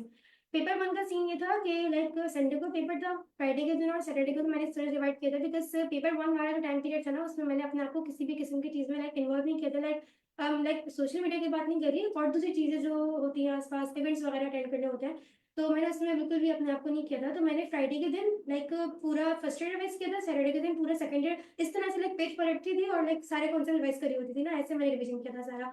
फिर अगर बात करेंगे उसका पेपर नंबर 2 का, तो उसका रिवीजन मैंने इस तरह से किया था कि बिल्कुल ही लाइक डिफरेंट मेथड में ना, कि मुझे मेरा पूरा सैटरडे का दिन है ना, वो एक पूरा सैटरडे का दिन कहने ऑलमोस्ट मेरा लग गया था कहीं किसी इवेंट में। तो मैंने उस दिन मैं कुछ ऐसे पढ़ाई नहीं कर पाई थी, ऑल्दो मैं अपनी बुक लेके गई थी, लेकिन मैं ऐसे अपनी पढ़ाई नहीं कर पाई थी। और फ्राइडे का दिन भी मेरा बिल्कुल पढ़ाई के कहने ऑलमोस्ट बगैर गया था, क्योंकि उस दिन मेरी तबीयत बहुत ज़्यादा खराब हो गई थी। तो इवन लाइक डॉक्टर के पास जाना पड़ गया था, तो उस दिन भी मैं ऐसे पढ़ाई नहीं कर पाई थी। तो रिवीजन मैंने ज़्यादा बेटर जो किया था पेपर नंबर 1 से पहले किया था, जैसे मैंने बताया कि एक दिन पूरा फर्स्ट ईयर, एक दिन पूरा सेकंड ईयर, और जो पेपर नंबर 2 था उससे पहले मैं एज़ सच रिवीजन नहीं कर पाई थी ज़्यादा। सही। अच्छा, दोनों पेपर में रिवीजन का फर्क है। एक चीज और आप ऑब्जर्व करें कि पेपर 1 में इन्होंने आखिर वक्त तक मतलब जो इनका रिवीजन प्लान था उसके मुताबिक गई, और पेपर 2 में अनफॉर्चुनेट सीन हुआ। अच्छा, ये सिचुएशन आप में से किसी के साथ भी हो सकती है कि भाई कोई डिस्टर्बेंस हो जाए, खुदा ना खास्ता घर में कोई मसला हो जाए या आपके साथ कोई मसला हो जाए, लेकिन उसके बावजूद दोनों टेस्ट में इनका स्कोर में जो है ना, जैसे 1 नंबर का ही फर्क है। ठीक है। इससे क्या चीज एक्सट्रैक्ट हो रही है कि भाई सिर्फ लास्ट डे रिवीजन पे चीजें डिपेंड नहीं करती, आपके पूरे सेशन की जो एकेडमिक परफॉर्मेंस है, जो पूरे साल की वर्किंग है बच्चों, उस चीज के ऊपर चीजें डिपेंड करती हैं।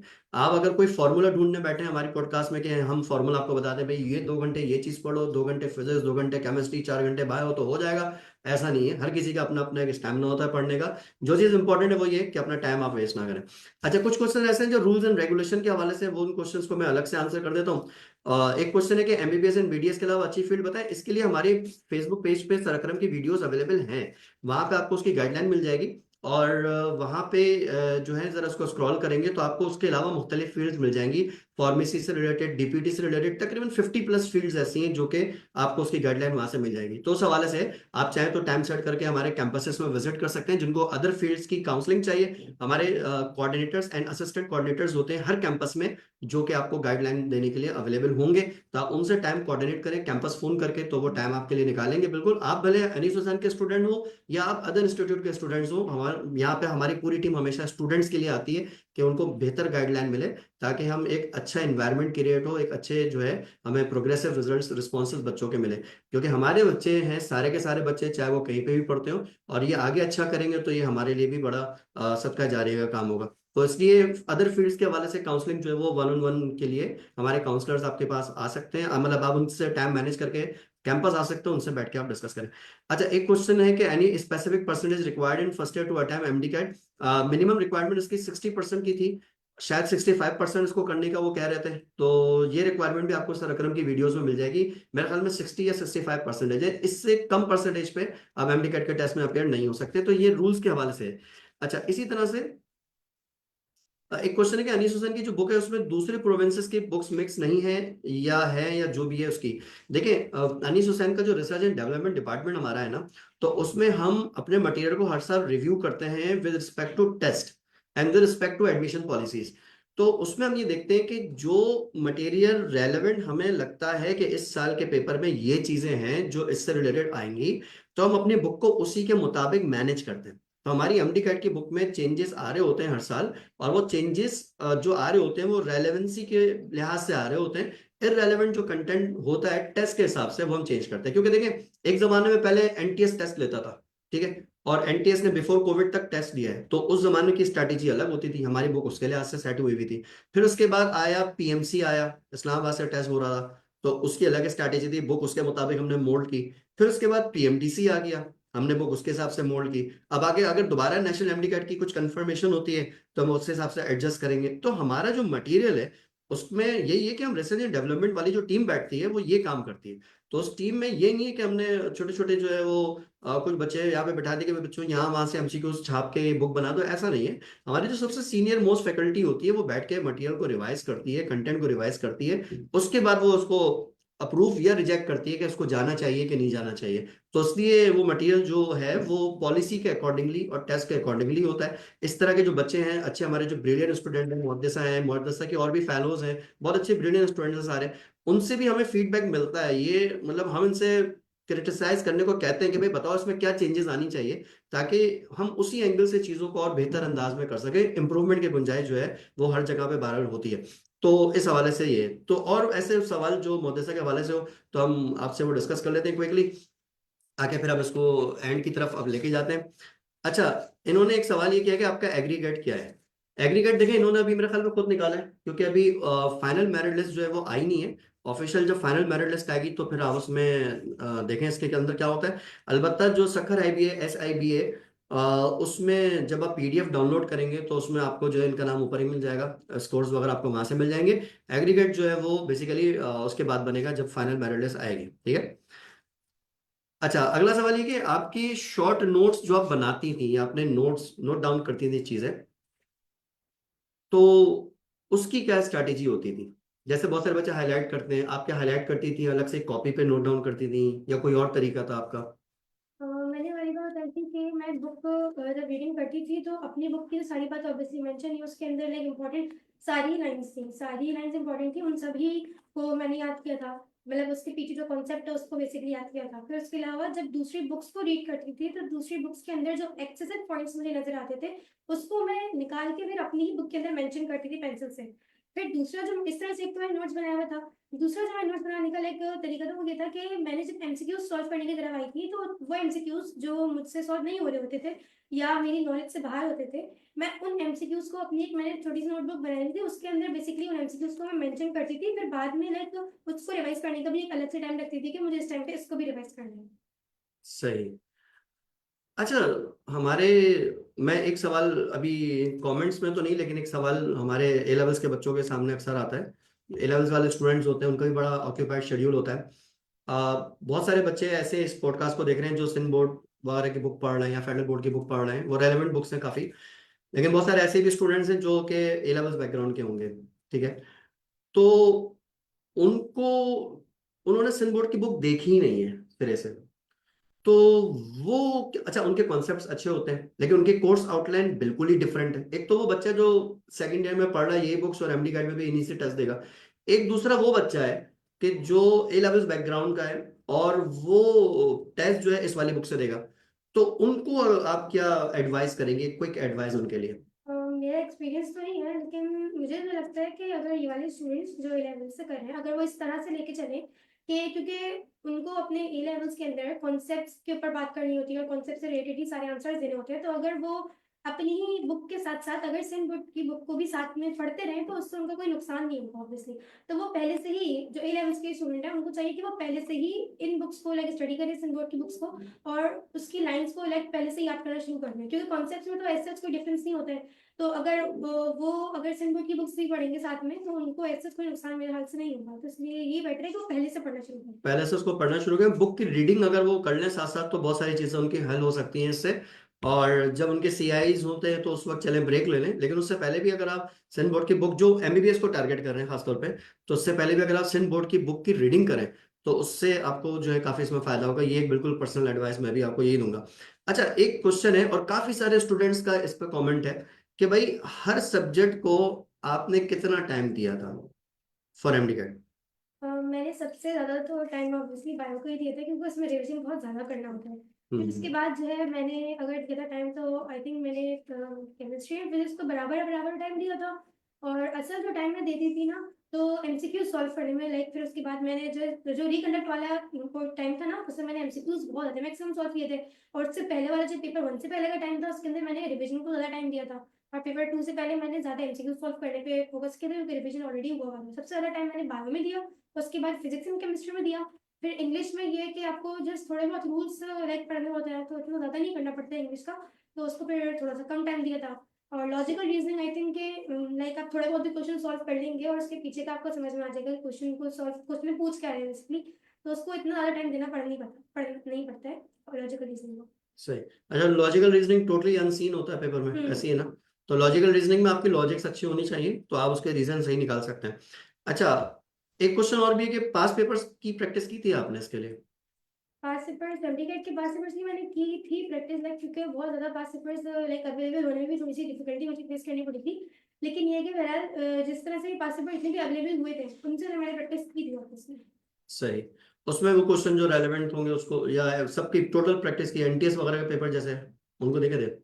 एनटीएस के लाइक मैंने जो ज़्यादातर प्रैक्टिस की थी क्योंकि ऑब्वियसली हमारे टाइम पे जो है ना ऑल्दो कि BMT से आउटलाइन तो चेंज नहीं हुई थी 2023 की कंपैरिजन में, लेकिन क्योंकि बुक चेंज हुई थी ना तो मैंने फिर ज़्यादा फोकस किया था न्यू एमसीक्यूज पे जो हमें मिल रहे थे, टीचर्स से मिल रहे थे या दूसरी वेबसाइट से मिल रहे थे, तो मैंने उसको ज़्यादा इंपॉर्टेंस दी थी अच्छा, compared to- इसी क्वेश्चन में मोदी से मैं अपना क्वेश्चन ये ऐड करता हूँ कि भाई चले आप मटेरियल सॉल्व कर रही हैं, आपने अनीस हुसैन का मटेरियल भी सॉल्व किया, आपने पास पेपर भी देखे, बुक रीडिंग आपकी माशाल्लाह बहुत स्ट्रांग थी, उससे आपको मिला अदर मटेरियल भी। एक सवाल, कॉलेजेस के जो प्रीलियम पेपर्स होते हैं उनके जो एमसीक्यूज हैं, क्या उसको आपने फोकस किया था?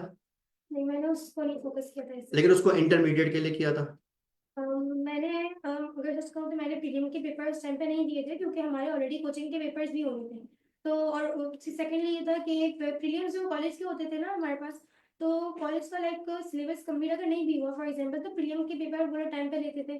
तो इसलिए ये है कि ना ही कोचिंग में लाइक सिलेबस वो कंप्लीट हुआ है और फिर ना ही कॉलेज में हुआ है, तो मैंने लाइक फिर प्रीलिम के पेपर्स नहीं दिए थे क्योंकि फिर वो मेरे लिए प्रेशर के तौर पे होता कि मेरे मार्क्स अगर अच्छे नहीं है, मुझे कोई सवाल नहीं आ रहा, तो मैं एज अ प्रेशर उसको ले रही होती, तो मैंने ना ही उससे बाद में हेल्प ली थी एज सच, ना ही मैंने उस टाइम पे सॉल्व किया था। सही। क्या तो मुझे याद अच्छा, लेकिन ये हमारी एडवाइस नहीं है कि आप कॉलेज के प्रीलिम पेपर ना दें, ये एडवाइस नहीं है बिल्कुल, ये डिस्क्लेमर है क्लियर। आप बिल्कुल दें, अच्छी बात है, आपको देना चाहिए, और अदर कॉलेजेस के पेपर्स भी आप बिल्कुल सॉल्व करें।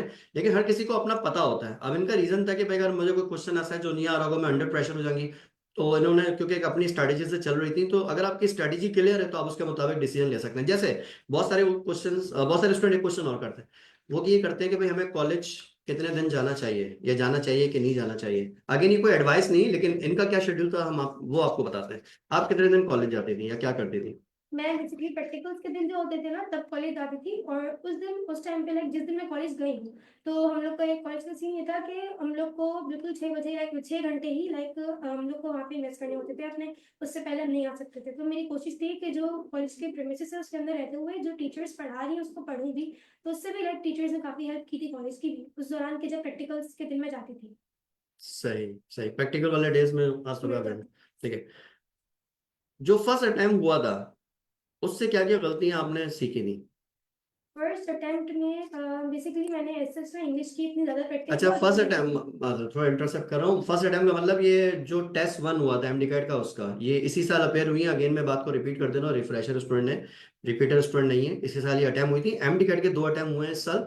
तो एक पहला अटेम्प्ट जब हुआ था तो वो यहाँ पे दाव के थ्रू कंडक्ट हुआ था, फिर उसके बारे में ये न्यूज आई 4-5 दिन के बाद के लीक हुआ, फिर उसके बाद सेकंड अटेम्प्ट हुआ। तो फर्स्ट और सेकंड अटेम्प्ट का मतलब 2024 का ही फर्स्ट और 2024 का ही सेकंड अटेम्प्ट है, before reconduct and after reconduct, हम इसको यूं समझ लें। तो जी कंटिन्यू। फर्स्ट अटेम्प्ट में मैंने बेसिकली इतनी ज़्यादा इंपॉर्टेंस इंग्लिश को नहीं दी हुई थी, तो ये है कि बहरहाल जब सेकंड वाले रिकंडक्ट की जब बात हुई, तो मैंने उस टाइम पे फिर इंग्लिश को बहुत सही से फिर करना शुरू किया, और वीडियो लेक्चर्स लिए, टीचर्स के नोट्स थे, उन सबसे मैंने प्रैक्टिस करना शुरू की। यानी उस टाइम की जो प्रैक्टिस मटेरियल की इंग्लिश की बुक है वो काफ़ी लाइक है, उसमें काफ़ी ज़्यादा प्रैक्टिस कर सकते हैं, तो उससे मैंने प्रैक्टिस करना शुरू की थी। तो इंग्लिश को मैंने जितना इंपॉर्टेंस पहले नहीं दी थी ना, मैंने उतनी ज़्यादा इंपॉर्टेंस इंग्लिश को बाद में दी थी। सही। ये difference अच्छा, बताएंगे फर्स्ट अटेम्प्ट में आउट ऑफ पीएमडीसी भी क्वेश्चंस थे जी पहले पहले टेस्ट में? पहले टेस्ट में काफ़ी थे। तो सेकंड टेस्ट में उस चीज को सोचते हुए आपने कुछ प्लान सोचा था कि क्या करना है अगर ऐसा हो गया? नहीं, उस चीज़ को सोचते हुए मैंने ऐसा कोई प्लान नहीं किया था। मैंने कहा था कि मैं जो है बिल्कुल वही करूँगी जो हमारी अपनी बुक में है, क्योंकि एक तो कोर्ट में भी अनाउंस हुआ था कि आपकी अपनी बुक से ही पेपर बनाया जाएगा और पीएमडीसी का आउटलाइन को फॉलो किया जाएगा, और आईपीएस अकर ने भी इस चीज़ को बेसिकली लाइक हाईलाइट कर दिया था कि हम पीएमडीसी की आउटलाइन से बनाएंगे, और तो कि उन्होंने ये हाईलाइट नहीं किया था कि बुक से बनाएंगे, लेकिन पीएमडीसी की आउटलाइन कहा था।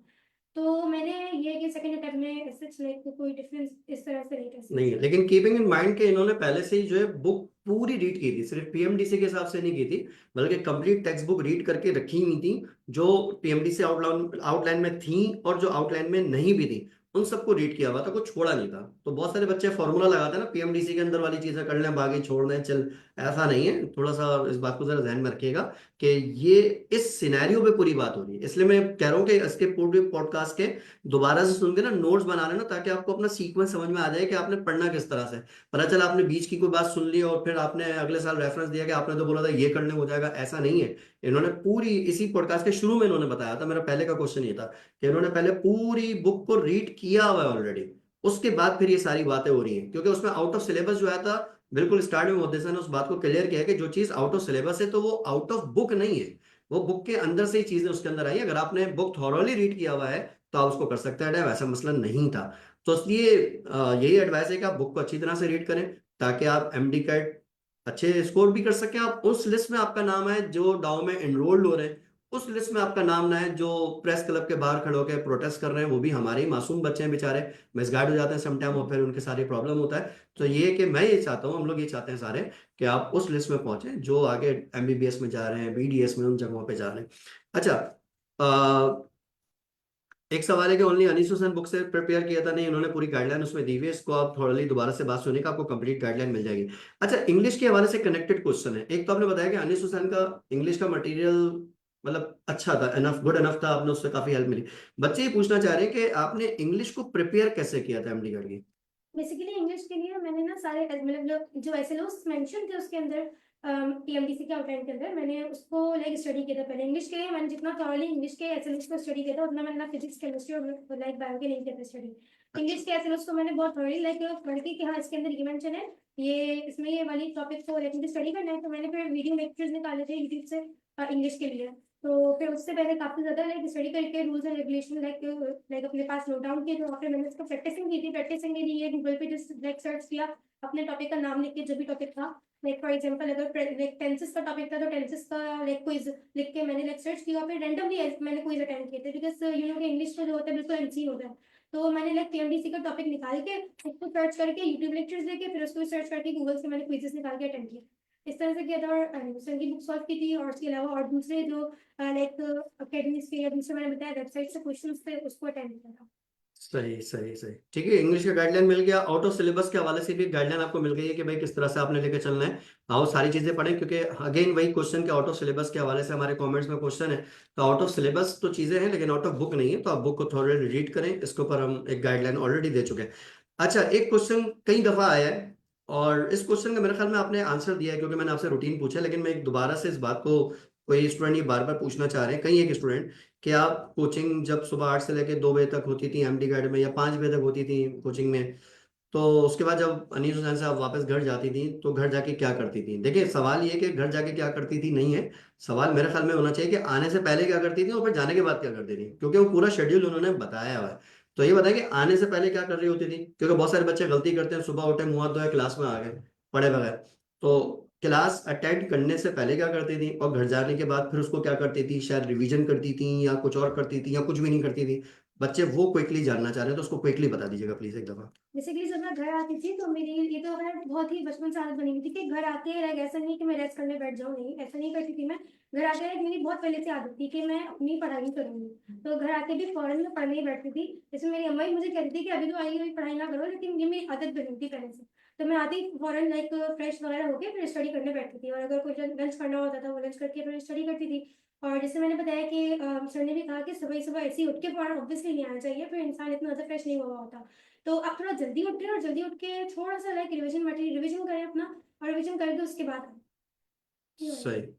अच्छा, एक सवाल है कि MD CAT plus second year को कैसे मैनेज किया था एक साथ? देखें, इस सवाल का एक बहुत तवील आंसर हमने दिया है। हमारा पॉडकास्ट का जो सेकंड फेज था उसके अंदर हमने इसी चीज को डिस्कस किया था कि एमडी कैट और सेकंड ईयर को एक साथ किस तरह से आपने मैनेज करना है। तो आप स्टार्टिंग की जरा 20-25 मिनट्स को जरा चेक कीजिएगा दोबारा से, तो उसमें पूरी बात सुनिएगा। तो आपको उसमें गाइडलाइन मिल जाएगी कि सेकंड ईयर के साथ एमडी कैट कैसे आपने मैनेज करना है। और वो बच्चे जिन्होंने जो सिर्फ सेकंड ईयर में एमडी कैट नहीं पढ़ रहे हैं, तो फिर वो किस तरह से मैनेज करें आफ्टर एग्जाम। तो ये चीज है, तो हमने दोनों बातें डिस्कस की है कि सेकंड ईयर के साथ एमडी कैट कैसे करना है और फिर आफ्टर इंटर बोर्ड एग्जाम फिर एमडी कैट को कैसे लेके चलना है। इस पॉडकास्ट के शुरू में बहुत तवील उस पर जो है आंसर दिया जा चुका है। तो उसको जरा तवज्जो से दोबारा से सुनिएगा, क्योंकि वो बात रिपीट होगी तो फिर वो थोड़ा सा टाइम हमारे पास लिमिटेड है। तो जरा इस चीज को आप शुरू के 20 मिनट्स में देख लीजिएगा, आपको इस पे जो है कंप्लीट गाइडलाइन मिल जाएगी। पास पेपर से फायदा हुआ? यार क्वेश्चन में हुआ था पास पेपर से फायदा है, तो मुझे लाइक मैंने बताया ना क्योंकि हमारी ओल्ड बुक से पास पेपर्स बने हुए थे। तो देख वो जब मैं अटेम्प्ट करती थी तो मुझे लाइक बकायदा फील होता था कि तो हमारी बुक के है ही नहीं। और कुछ मटेरियल में लाइक कॉन्ट्रडिक्शन भी थी, यानी जो पास लाइक पुरानी बुक में अलग था, न्यू बुक में अलग था।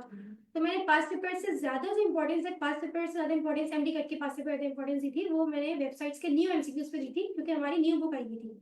तो इसलिए मैंने ज्यादा इंपॉर्टेंस पास पेपर को एज सच नहीं दी थी उस टाइम पे। सही। अच्छा, एक क्विक क्वेश्चन ये है कि भाई केपी के, पंजाब बोर्ड और फेडरल बोर्ड की बुक हमें परचेज करनी चाहिए अनीस हुसैन की बुक के अलावा?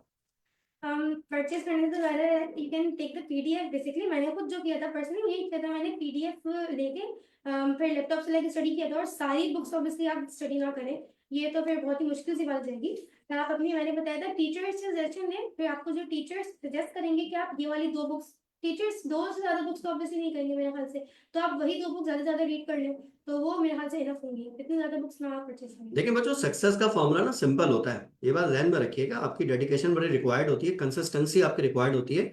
और हम चाहें तो आपको 10 तरह की बुक बैठे बैठे सजेस्ट कर सकते हैं, और कि आप ये कर लें, ये कर लें, ये कर लें, और वो बुक जमा करके, वो मटेरियल जमा करके आपको कोई फायदा नहीं होगा। तो हम बिल्कुल सीधा सोल्यूशन आपको दे रहे हैं, चीजों का बिल्कुल सिंपल सोल्यूशन दे रहे हैं, और बिल्कुल सीधी गाइडलाइन दे रहे हैं कि भाई आपने इस तरह से चलना है। आप सिंह बोर्ड के साथ अगर एक बुक और मिला लें मैक्सिमम रीडिंग पर्पज के लिए, चाहे पंजाब बुक की मिला लें, ई लर्न पंजाब करके वेबसाइट है, E for English, learn LEARN, और ई लर्न पंजाब .pk, ई लर्न पंजाब करके आप गूगल पे और सर्च करेंगे, पूरी पंजाब बोर्ड की, फेडरल पंजाब बोर्ड की बेस्ट क्वालिटी PDF आपको मिल जाएगी 9 से लेकर सेकंड ईयर की। तो आप ऑनलाइन उसको पढ़ें, बेहतरीन बुक आप लोगों को वहां पे मिल जाएगी।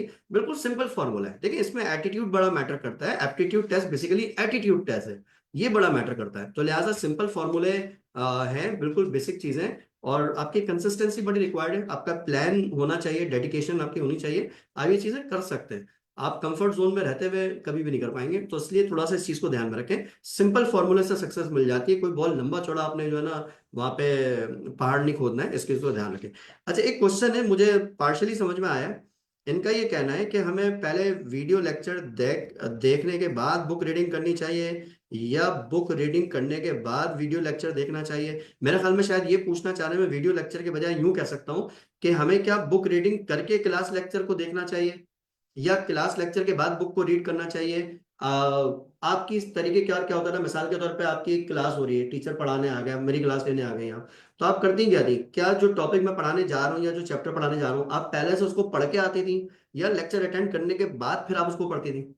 नहीं, मैं ये नहीं करती थी। लाइक सर ने जो लेक्चर दिया ना, वो लेक्चर अटेंड करने के बाद फिर पढ़ती थी। वरना ना मुझे, मतलब मेरा जो अपना पर्सनल ये है कि अगर मैं पहले ही पढ़ के आ जाऊंगी ना, तो मुझे लाइक लेक्चर लेने में वो मजा नहीं आएगा, वो इंटरेस्ट नहीं होगा मेरे लेक्चर लेने में। तो इसलिए मैं पहले लेक्चर लेती थी, उसके बाद फिर बुक रीडिंग लेती थी। सही, यानी पहले आप क्लास लेक्चर अटेंड करें, उसके बाद फिर बुक रीडिंग करें तो इफेक्टिव रहेगा। इफेक्टिव ऐसे दोनों सूरतों में रह सकता है, लेकिन बाद में ये इंटरेस्ट डेवलप नहीं हो पाएगा, बिल्कुल एक जेन्युइन मसला है, और ये एक स्टूडेंट ही इसको बेहतर अंदाज में बता सकते हैं, बिल्कुल सही है। अच्छा बताएं कि लॉजिकल रीजनिंग के लिए कहीं से कोई प्रैक्टिस की, क्या किया उसके लिए? लॉजिकल रीजनिंग के लिए बेसिकली एक तो अयूब सैन लाइक में ही हमारे जो टीचर थे, वो उनकी मैंने थोड़ी बहुत क्लासेस स्टार्टिंग में अटेंड की थी। उसके बाद ये कि मैं, क्योंकि टाइम जो उनकी क्लासेस का था उसके साथ अपने आप को नहीं लेके चल पाई थी, तो मैंने थोड़ा बहुत ये कि बेसिकली जस्ट MCQs अटेम्प्ट करना शुरू कर दी टाइम पे। क्योंकि उसमें मुझे नहीं लगता कि लॉजिकल रीजनिंग में आपको बहुत ज्यादा अपना टाइम इन्वेस्ट करना पड़ेगा या आपको बहुत ज्यादा समझना पड़ेगा। आप डायरेक्टली अगर क्वेश्चन सॉल्व करने पे भी आ जाए ना, और क्वेश्चन आप सॉल्व कर रहे होंगे, तो एक मतलब लाइक क्वेश्चन सॉल्व करते हुए आपको उसके पीछे का बैकग्राउंड समझ में आ जाएगा कि हमने किस तरह से वो क्वेश्चन करना है। तो बहुत ज्यादा टाइम इसके लिए नहीं देना पड़ता। सही। अच्छा, दूसरी बात है कि लॉजिकल रीजनिंग के नंबर ऑफ क्वेश्चंस भी कम होते हैं, और उसको डिवाइड बाय 2 करेंगे तो वेटेज भी उसका कम ही निकलता है। तो इसलिए लॉजिकल रीजनिंग जो है ना, एक बेसिक बस चीज़ें आपको आइडिया होना चाहिए, तो उससे आप कर सकते हैं। हमारे अनुशासन के डायरेक्टर नोमान गफ्फार साहब ने उसकी क्लासेस पर्सनली लिए। बहुत सारे बच्चे समझते हैं कि शायद कोई टीचर है लॉजिकल रीजनिंग के वो पढ़ा रहे हैं, वो हमारे डायरेक्टर हैं। उनका पर्सनल इंटरेस्ट था कि इन बच्चों को मैं जो है लॉजिकल रीजनिंग प्रिपेयर कराऊंगा, और उन्होंने इसकी क्लासेस खुद सारी की सारी कंडक्ट की थी। क्योंकि इतना ट्रिकी है कि भाई इसमें ट्रिक्स के ऊपर ही बात है, और आपकी लॉजिक्स क्लियर होंगे तो आप रीजन भी अच्छे कर सकते हैं। तो थैंक्स टू सर नुमान के आपने बच्चों को गाइड किया इसके ऊपर। और अलबत्ता ये कि उसका वेटेज थोड़ा कम है, तो इसलिए उसको एक लिमिटेड टाइम दीजिए। जो आपके कोर सब्जेक्ट्स हैं जिनका वेटेज ज़्यादा है, बायोलॉजी हो गया, फिजिक्स है, केमिस्ट्री है, ज़रा उन पे मेरा ख्याल है फोकस आपका ज़्यादा होना चाहिए। यार एक बड़ा कैटेगरी है स्टूडेंट की, मेरे बड़ी इन बच्चों से एक मोहब्बत भी और हमदर्दी भी है। हमारे वो बच्चे जो रिपीटर स्टूडेंट्स हैं, वो बेचारे एक दफ़ा उनके साथ हो गया, टफ टाइम मिला और नहीं हो पाया, उनको बड़ा सोशल प्रेशर भी फेस करना पड़ता है। हमारे यहाँ वैसे अनिश में रिपीटर बच्चों का अलग से सेपरेट बैचेस भी बनते हैं। अगर कोई बच्चा उसमें ज्वाइन करना चाहे तो कर सकता है, टीचर से मिलना चाहे मिलकर गाइडलाइन भी ले सकता है। अगर ज्वाइन नहीं भी करें, टीचर हमारे गाइडलाइन के लिए अवेलेबल होते हैं। तो रिपीटर बच्चा नेक्स्ट ईयर अगर अपेयर हो रहा है, और सपोज करें यही PMDC चल रहा है उसके अंदर, इस सिनेरियो को देखते हुए बताएं कि वो बच्चा फिर क्या करे, किस तरह से इसको लेके चले। रिपीटर बच्चा कीप इन माइंड कि उसने अज्यूमिंग दैट कि उसने मटेरियल भी सॉल्व किया हुआ है एक दफा, और बुक वगैरह भी यकीनी तौर पे पढ़ी हुई है, तो वो क्या करे। अगर वो रिपीट कर रहा है तो उसका मतलब स्कोर कम है, और स्कोर कम आने की वजह शायद ये कि शायद बुक रीडिंग में कोई कमी है या प्रैक्टिस में कमी है।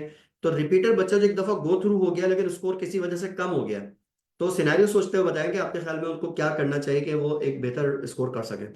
सबसे पहले तो ऑब्वियसली उनको चाहिए कि उनको खुद अपने आप का मतलब लाइक देखना चाहिए कि हमने कौन सी चीज़ परफेक्टली नहीं की कि जिसकी वजह से मेरे दिमाग सही आ सके, क्योंकि डेफिनेटली हर किसी का अपना रीजन होगा ना। अब बिल्कुल फॉर बिल्कुल एग्जाम्पल बुक लाइन से हो सकता है उसने बुक लाइन से पढ़ी हो, प्रैक्टिसिंग इतनी ना की हो, हर स्टूडेंट का अपना डिफरेंट लाइक रीजन होगा कि जिसकी वजह से वो इतने अच्छे मार्क्स स्कोर ना कर सका। तो इसलिए मैं स्पेसिफिकली तो कोई चीज नहीं कहूंगी कि हाँ वो ये करे, बल्कि उसे चाहिए कि वो खुद निकाले कि हाँ मुझसे क्या गलती हुई है, फिर उसी गलती को फिर लेते हुए चले आगे। और एक चीज है जो मैं जरूर बताऊंगी कि लाइक मैंने जो नोटिस की कि रिपीटेड स्टूडेंट्स क्या करते हैं ना, वो ये सोचते हैं कि हम लोग को क्योंकि रिपीट करना है तो हम थोड़ा सा टाइम ना इन्वेस्ट कर देते हैं, लाइक पार्ट टाइम जॉब करके। ऐसा मैंने यूजुअली देखा है रिपीटेड स्टूडेंट्स में ना, लाइक जो जिनसे मेरी अभी इंटरेक्शन हो भी रही है खुद से, मेरी फ्रेंड्स वगैरह से। तो वो ये कर रही है कि पार्ट टाइम जॉब कर रही है और फिर उसके बाद में स्टडी भी कर रही है। तो मैं कहूँगी कि अगर आप रिपीट करो, अपना इतना बड़ा टाइम दे रहे हो 1 साल, फिर आप पार्ट टाइम जॉब करके फिर थोड़ा सा लाइक अपने उस टाइम को अलग तरीके से इन्वेस्ट करे, उस टाइम को पार्ट टाइम जॉब करने के बजाय ना उसको भी स्टडी में ही लाइक रखे तो ज्यादा बेटर होगा। बेहतर उसको आप रिजल्ट प्रोड्यूस कर सकते हैं उस टाइम को, बिल्कुल। क्योंकि जॉब टेम्पररी आप 1 साल के लिए कर रहे हो, 6 महीने के लिए कर रहे हो, लेकिन उससे आपको एक अगर बड़ा नुकसान हो रहा है करियर का, तो वो फिर अच्छी बात नहीं है। तो थोड़ा टफ टाइम फेस करें और उसको करें। सोशल प्रेशर मैनेज करें, लोगों को सुनने से कहने से कुछ नहीं होता, आप अपनी स्ट्रैटेजी पे लेके चलें। अगर आप इतना सोशल प्रेशर लेंगे तो फिर तो मसला हो जाएगा। तो अपने सेंटिमेंट्स को कंट्रोल करें। कितनी दफा आपने रिवाइज किया था चीजों को, ये सवाल है। ये शायद अनकाउंटेबल होगा, क्योंकि मुझे खुद नहीं पता मैंने कितनी बार रिवाइज किया ऑब्वियसली। सही, लेकिन इसमें एक बात मैं बताऊं, इस क्वेश्चन के आंसर में मैं एक बात जरूर ऐड करूंगा कि देखो, रिवीजन का मतलब क्या होता है या प्रिपरेशन का मतलब क्या होता है। ये जो सवाल है कितनी दफा रिवाइज किया है, ये फॉर्मूला क्वेश्चन जो है ना, ये मुनासिब नहीं है। कि अगर ये बोलती है मिसाल के तौर पर 6 दफा रिवाइज करो तो हो जाएगा, हो सकता है ना हो भाई। हो सकता है किसी का 2 दफा रिवाइज करने में हो जाए, ऐसा भी है। तो देखिए, तरीका क्या है अपने आप को इवेलुएट करने का। तरीका सिंपल यहाँ पर ये है कि भाई, आपको अपना स्टेटस पता होता है। आपने अब तक फर्स्ट ईयर में, सेकंड ईयर में जो कुछ भी पढ़ा है, आप अपनी चीजों को सोचें एक दफा। 10 सेकंड के लिए मेरी इस बात पर तवज्जो दें और सोचें कि आपने जो कुछ भी पढ़ा है, क्या इस पॉइंट ऑफ टाइम पे, जिस टाइम हम ये बात कर रहे हैं, क्या आपको उसमें से कुछ भी अगर पूछा जाए, तो क्या आप उस बात का आंसर कर सकती हैं जो आपने पढ़ा हुआ है। जो आपने 10 चैप्टर पढ़े हुए, 6 चैप्टर पढ़े हुए, 2 चैप्टर पढ़े हुए, अगर उसमें से कोई भी सवाल किया जाए तो क्या आप उसका आंसर दे सकती हैं। या अभी मैं आपसे बोलता हूँ कि 3 घंटे का टेस्ट देते हैं उन तमाम चीजों को जो आपने पीछे एक दफा पढ़ लिया है, तो क्या आप रिवाइज किए बगैर आंसर दे सकती हैं। तो उसमें जिन चीजों को आप रिवाइज किए बगैर पेपर सॉल्व कर सकती हैं या आंसर दे सकती हैं, इसका मतलब वो आपकी ग्रिप में है। और जिन चीजों को आपको लग रहा है कि रिवीजन के बगैर मैं कैसे टेस्ट दूं 3 घंटे का अभी बैठ के, तो उसका मतलब वहां पे आपको रिवीजन रिक्वायर्ड है, रिवीजन करें। काउंटिंग नहीं करें कितनी दफा रिवाइज करना है, काउंटिंग नहीं करें। स्टेटस आपका मेंटेन रहना चाहिए कि आपको जो चीजें पढ़ा दी गई हैं वो आपकी अप टू डेट होनी चाहिए, कीप इन माइंड। अच्छा, एक क्वेश्चन सेकंड ईयर के हवाले से है कि पेपर प्रेजेंटेशन कैसे करनी चाहिए सेकंड ईयर की। भाई आगा खान बोर्ड की, इनके तो वैसे ही जब फर्स्ट ईयर सेकंड ईयर में आई होंगी इंटर बोर्ड में, क्रेसेंट बोर्ड में, तो उसमें तो फेस तो इनको बड़ा करना पड़ा होगा प्रॉब्लम। लेकिन चलें, इस पर कोई गाइडलाइन आप दीजिए जरा। बेसिकली लाइक मैंने बताया था कि आसान बोर्ड का सीन ये था कि उसमें बहुत ही छोटी सी जगह होती थी और आपको अपनी सारी बात उसी के अंदर करनी थी, यानी मैटर कम हो मीनिंग ज्यादा हो। और ये चीज बिल्कुल ऑपोजिट थी सिम्बोर्ड के अंदर। यानी उसके अंदर आपको अपनी इतनी सी बात को भी ना बहुत बड़ा बड़ा कर करके लिखना था और बहुत सारे पेजेस आपको फिल आउट करने थे। आपके पेजेस के नंबर जितने से के होते हैं इन अदर वर्ड्स वीकेंड से कि आपके पेजेस के नंबर भी होते हैं कि आप कितना पेज लाइक फिल आउट करना। तो ये है कि बहरहाल मुझे प्रॉपर गाइडेंस भी टीचर से मिली थी। अगर मुझे ना मिली होती तो मुमकिन था कि शायद मैं इस तरह से ना सीख कर पाती कि किस तरह से पेपर को लाइक अटेम्प्ट करने, किस तरह से लाइक उसकी लाइक अरेंजमेंट करनी है पेपर के अंदर, चीज़ों की हेडिंग्स किस तरह से लाइक करनी है। तो मुझे गाइडेंस टीचर से मिली थी। टीचर्स के अलावा ये है कि मेरे जो फ्रेंड्स थे, क्योंकि वो ऑलरेडी लाइक मैट्रिक बोर्ड कर चुके थे तो उनको भी चीज़ का अंदाजा था, उनसे मैंने लाइक गाइडेंस की थी। तो अपने फ्रेंड्स और टीचर से गाइडेंस लेके फिर मैंने इस चीज़ को लाइक किया था कि थोड़ी बड़ी राइटिंग की थी अपनी एक तो। दूसरा ये किया था कि हेडिंग्स थोड़ी सी उसके ऊपर फोकस किया था, क्योंकि मेरी राइटिंग थोड़ी सी लाइक गंदी थी ऑब्वियसली, और काट के काम करना ये वाला मेरी आदत थी, आसान बोर्ड के अंदर बहुत ज़्यादा आदत थी। तो मुझे इसके ऊपर बहुत ज़्यादा वर्क करना पड़ा था। मैं बार-बार लाइक घर में टाइम निकाल के लिखती थी, क्वेश्चन को सॉल्व करती थी। और मेरे पास लाइक एक बुक थी, उसके अंदर मैं सॉल्व करती थी क्वेश्चंस को और अपनी राइटिंग को बेटर करने की कोशिश करती थी, हेडिंग्स बना के कोशिश करती थी कि मैं अच्छा कर सकूँ। ये हम्म। इसमें अच्छा, एक क्वेश्चन है, हो सकता है शायद किसी गर्ल स्टूडेंट की तरफ से, मुझे ऐसा लगता है कि भाई, आप क्लास ले रही हैं, टीचर से आपने सवाल करना है, तो कैसे अपने आप को इतना कॉन्फिडेंट करें कि आप टीचर से सवाल कर सकें। आप करती नहीं सवाल। मुझे खुद तो पर्सनली लाइक ऑब्वियसली मेरे लिए बहुत ही बड़ा चेंज था कि मैं लाइक टीचर से पढ़ी, क्योंकि मैट्रिक तक मैंने सारी मिस से पढ़ा था, फीमेल टीचर से। तो मुझे खुद obviously like lack of confidence था मेरे लिए कि जब मैंने कोचिंग अच्छा, ज्वाइन सारी किया मिस था। से पढ़ा था आपने सारी मैट्रिक मिस से तक, पढ़ा था मैंने। ओ। तो अच्छा। लैक ऑफ कॉन्फिडेंस बहुत ज्यादा था, मैं क्वेश्चन नहीं करती थी फर्स्ट टाइम में, तो समझने बिल्कुल नहीं करती थी, डरना नहीं लेकिन बस अजीब सा लगता था कि मैं क्वेश्चन नहीं करती थी और ऊपर से टाइम भी इतना नहीं होता था। लेकिन फिर बाद में ये कि जब मेरे साथ फ्रेंड्स से इंटरेक्शन हुआ अपनी और फिर उनको मैंने देखा कि वो कर रही है इतने आराम से, तो फिर उनसे ये है कि उनसे इन्फ्लुएंस देते हुए फिर मैंने भी क्वेश्चंस करना शुरू किया। आप ये ना सोचें कि क्योंकि लाइक ऐसा होता है यूजुअली कि दूसरे जब कोई भी क्वेश्चन करता है ना इंसान, तो लाइक यूजुअली फीमेल्स के साथ ये होता है कि फिर दूसरे लोग मजाक उड़ा रहे होते हैं। लाइक मेरी एक फ्रेंड थी, वो क्वेश्चन करती थी तो सब उसका मजाक उड़ाते थे। तो ये है कि लेकिन मेरा उसका confidence like I will say कि वो बहुत कॉन्फिडेंट थी। वो फिर भी क्वेश्चंस करती थी और दूसरों को लाइक इतना ज़्यादा अपने उसमें लाइक ख्याल में नहीं आती थी कि दूसरे मेरे बारे में क्या सोच रहे हैं। सही, बिल्कुल सही है। दूसरे के बारे में सोचना शुरू कर दिया तो फिर बेटा ये तो मसला हो जाएगा यार। तो ऐसे नहीं किया करें, सबसे बड़ा रोग क्या कहेंगे लोग, तो ये सब नहीं किया करो। अच्छा, अगला सवाल ये कि आपने सिन बोर्ड की ओल्ड बुक से पढ़ा था, न्यू बुक से पढ़ा था, मिला के पढ़ा था, क्या किया था? मैंने जैसे बताया कि मैंने सबसे ज़्यादा इंपॉर्टेंस जो है अपनी न्यू बुक को ही दी थी और उसी की लाइंस को सबसे ज़्यादा याद कर लिया था। फिर याद करने के बाद और कॉन्सेप्ट रिलेशन के बाद मैंने ओल्ड बुक की रीडिंग की थी और रीडिंग करके फिर क्योंकि मेरे पास मेरे जो है ब्रदर एंड सिस्टर्स की बुक रखी हुई थी, तो मैंने उसको लाइक स्टडी किया था। फिर जो मुझे ज़्यादा एक्स्ट्रा कॉन्सेप्ट नजर आते थे या कोई ऐसी चीज़ जो एक्सेसिव थी, उसको मैंने दूसरी, जैसे मैंने बोर्ड की बुक्स में भी बताया उसी तरह से मैंने इस तरह से पॉइंट्स निकाले के अपनी ही बुक के अंदर पेंसिल से मेंशन किया था जो साइडों में जगह होती है। फिर अपनी बुक के सही, अंदर फिर रीडिंग करती है। फिर बाद में फर्स्ट टाइम उठा रही है फर्स्ट वो ओल्ड बुक्स, फिर सेकंड टाइम ओल्ड बुक या पुरानी लाइक दूसरी प्रोविंसेस की बुक मैंने उठाती थी, अपनी ही प्रोविंस की बुक उठाती थी, तो इसमें पॉइंट्स लिखे हुए होते थे वही रिवाइज करती थी। यानी ओल्ड बुक भी पढ़ा आपने और न्यू बुक भी पढ़ा है। जी। ओके। अच्छा ये बताएं, मैं एमडी कैट का स्टूडेंट हूँ फॉर एग्जांपल, और आज संडे मैंने सुबह क्लास ली 8 से 2। अब 2 बजे के बाद मैं घर जाके क्या करूँ? ऑब्वियसली फ्रेश होने के बाद फिर अगर हो सके तो अगर लाइक रिवीजन करें, ऑब्वियसली आईएलटीएस के जो पढ़ा है ना उसकी बुक रीडिंग करें। और बुक रीडिंग करके लाइक आपके अगर फॉर एग्जांपल क्वेश्चंस है, जैसे मैं ये करती थी और इसलिए कि मैं अपना टाइम निकालती थी और बुक रीडिंग करके और टीचर का लेक्चर रिवाइज करके उसमें क्वेश्चंस जो भी होते थे, फॉर एग्जांपल क्लास के दौरान सारे क्वेश्चंस आपके नहीं आ रहे होते और या तो अपने जहन से निकाल नहीं पाते सारे क्वेश्चंस, मैं फिर बाद में टाइम देती थी, वो क्वेश्चंस निकालती थी, फिर नेक्स्ट टाइम या व्हाट्सएप पे टीचर से पूछती थी और फिर अल्हम्दुलिल्लाह गाइडेंस भी टीचर से मिल जाते थे व्हाट्सएप पे या बाद में। सही। अच्छा, एक क्वेश्चन है कि भाई NMD CAT, national MD CAT की कंफर्मेशन है कि नहीं? बेटा इस क्वेश्चन का आंसर आपको हमारे पेजेस से मिल जाएगा। जैसे ही इसकी कोई भी कंफर्मेशन आती है तो हमारे हेड कोऑर्डिनेटर सर अकरम है, इसको अपडेट करेंगे। हमारी सोशल मीडिया की जो मैनेजमेंट है वो उसको अपडेट करेगी। अगर आप अनीस हुसैन के स्टूडेंट हैं तो आपको आपके व्हाट्सएप ग्रुप पे भी इसकी पूरी इंफॉर्मेशन विद गाइडलाइन मिल जाएगी। अगर आप अनीस हुसैन के स्टूडेंट नहीं है तो व्हाट्सएप पे तो नहीं मिल पाएगी, लेकिन आप हमारे पेजेस को, हमारे इंस्टाग्राम को फॉलो करें तो आपको इसकी कंप्लीट गाइडलाइन उसके ऊपर मिल जाएगी। फिर भी कोई क्वेश्चन होगा तो उसमें आपको फिर हम मजीद गाइडलाइंस पे दे देंगे। तो इस हवाले से आपको परेशान होने की जरूरत नहीं है। आप फिलहाल अभी पीएमडीसी को फॉलो करते हुए जाए।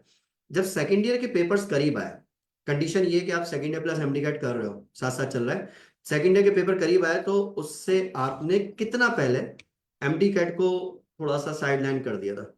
हम्म, कितने जैसे ड्यूरेशन के लिए किया था? पेपर कब था? मई में था आप लोगों का शायद, जून? पेपर हम लोग का ऐसे जून में हुआ था और जुलाई में लाइक जुलाई में जाके एक पेपर पड़ा था, बाकी हाँ सारे हाँ सही, पेपर 1 जुलाई को केमिस्ट्री का पेपर था मेरे ख्याल में। जुलाई में, बाकी सारे जून तो जून में थे। तो मिस फॉर एग्जांपल जून में पेपर था, तो आपने एमडी कैट की जो स्टडीज आप सियासत कर रही थी तो उसको फिर कितना पहले आपने जो है वो साइड लाइन कर दिया था, छोड़ दिया था? एग्जैक्टली तो मुझे नहीं याद है, लेकिन मुझे लाइक इतना तो है कि जब कोचिंग में लाइक हम लोग की लाइक स्टडीज होती थी एमटीकेट की, हम्म। तो जैसे उन लोगों ने गैप दिया था तो मेरे ख्याल से मैंने उसके उस गैप के साथ ही शायद मेरे ख्याल से मैंने उसको स्टॉप किया था, लेकिन बिल्कुल एग्जैक्टली स्टॉप नहीं किया था।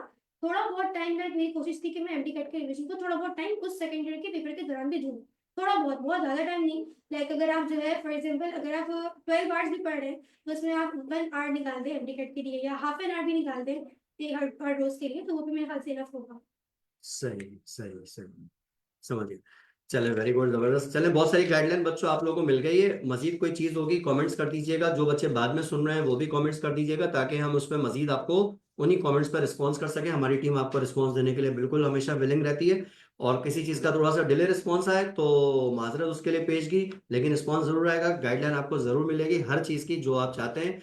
चाहे आप अनी सुजन के स्टूडेंट हो, चाहे आप रैंडम कोई स्टूडेंट हो, उससे हमें कोई नहीं फर्क पड़ेगा। हम आपको हर तरह से गाइडलाइन प्रोवाइड करेंगे इस हवाले से। और बहुत बहुत शुक्रिया मुहद्दिस साहब, आपने हमारे लिए आज टाइम निकाला। और हमारे बच्चों के लिए जो है ये बड़ी इंपॉर्टेंस रखती है सारी बातें, क्योंकि ये सिर्फ उन स्टूडेंट्स के लिए इम्पोर्टेंट नहीं है जो 2025 में अपेयर हो रहे हैं। ये उन सब बच्चों के लिए इंपॉर्टेंस रखती है जो अगले 2026, 27, 28, 29, क्योंकि ये जनरल गाइडलाइन है जो कि स्टूडेंट को हेल्प आउट करेगी स्ट्रेटजीज बनाने में पढ़ाई के हवाले से। और इंशाल्लाह ताला जब आप इन गाइडलाइंस को फॉलो करते हुए जाएंगे, इसमें कोई चीज़ अगर रहती है, कोई सवाल ऐसा है जो आपको लगता है ज़रूरी है, रह गया है, वो ज़रूर आप हमें बताइएगा, हम उसको ज़रूर रिस्पॉन्स करेंगे। और ये गाइडलाइन आपको इंशाल्लाह ताला एमडी कैट में आगे एक्सेलरेट करने में बड़ी हेल्प करेगी। तो अपनी सेकेंडरी की स्टडीज़, अपनी एमडी कैट की प्रिपरेशन सबको बैलेंस करते हुए लेके चलें, और इंशाल्लाह ताला अच्छा ही होगा। नेगेटिविटी को जहन से निकालें, प्रेशर लेने की ज़रूरत नहीं है किसी चीज़ की।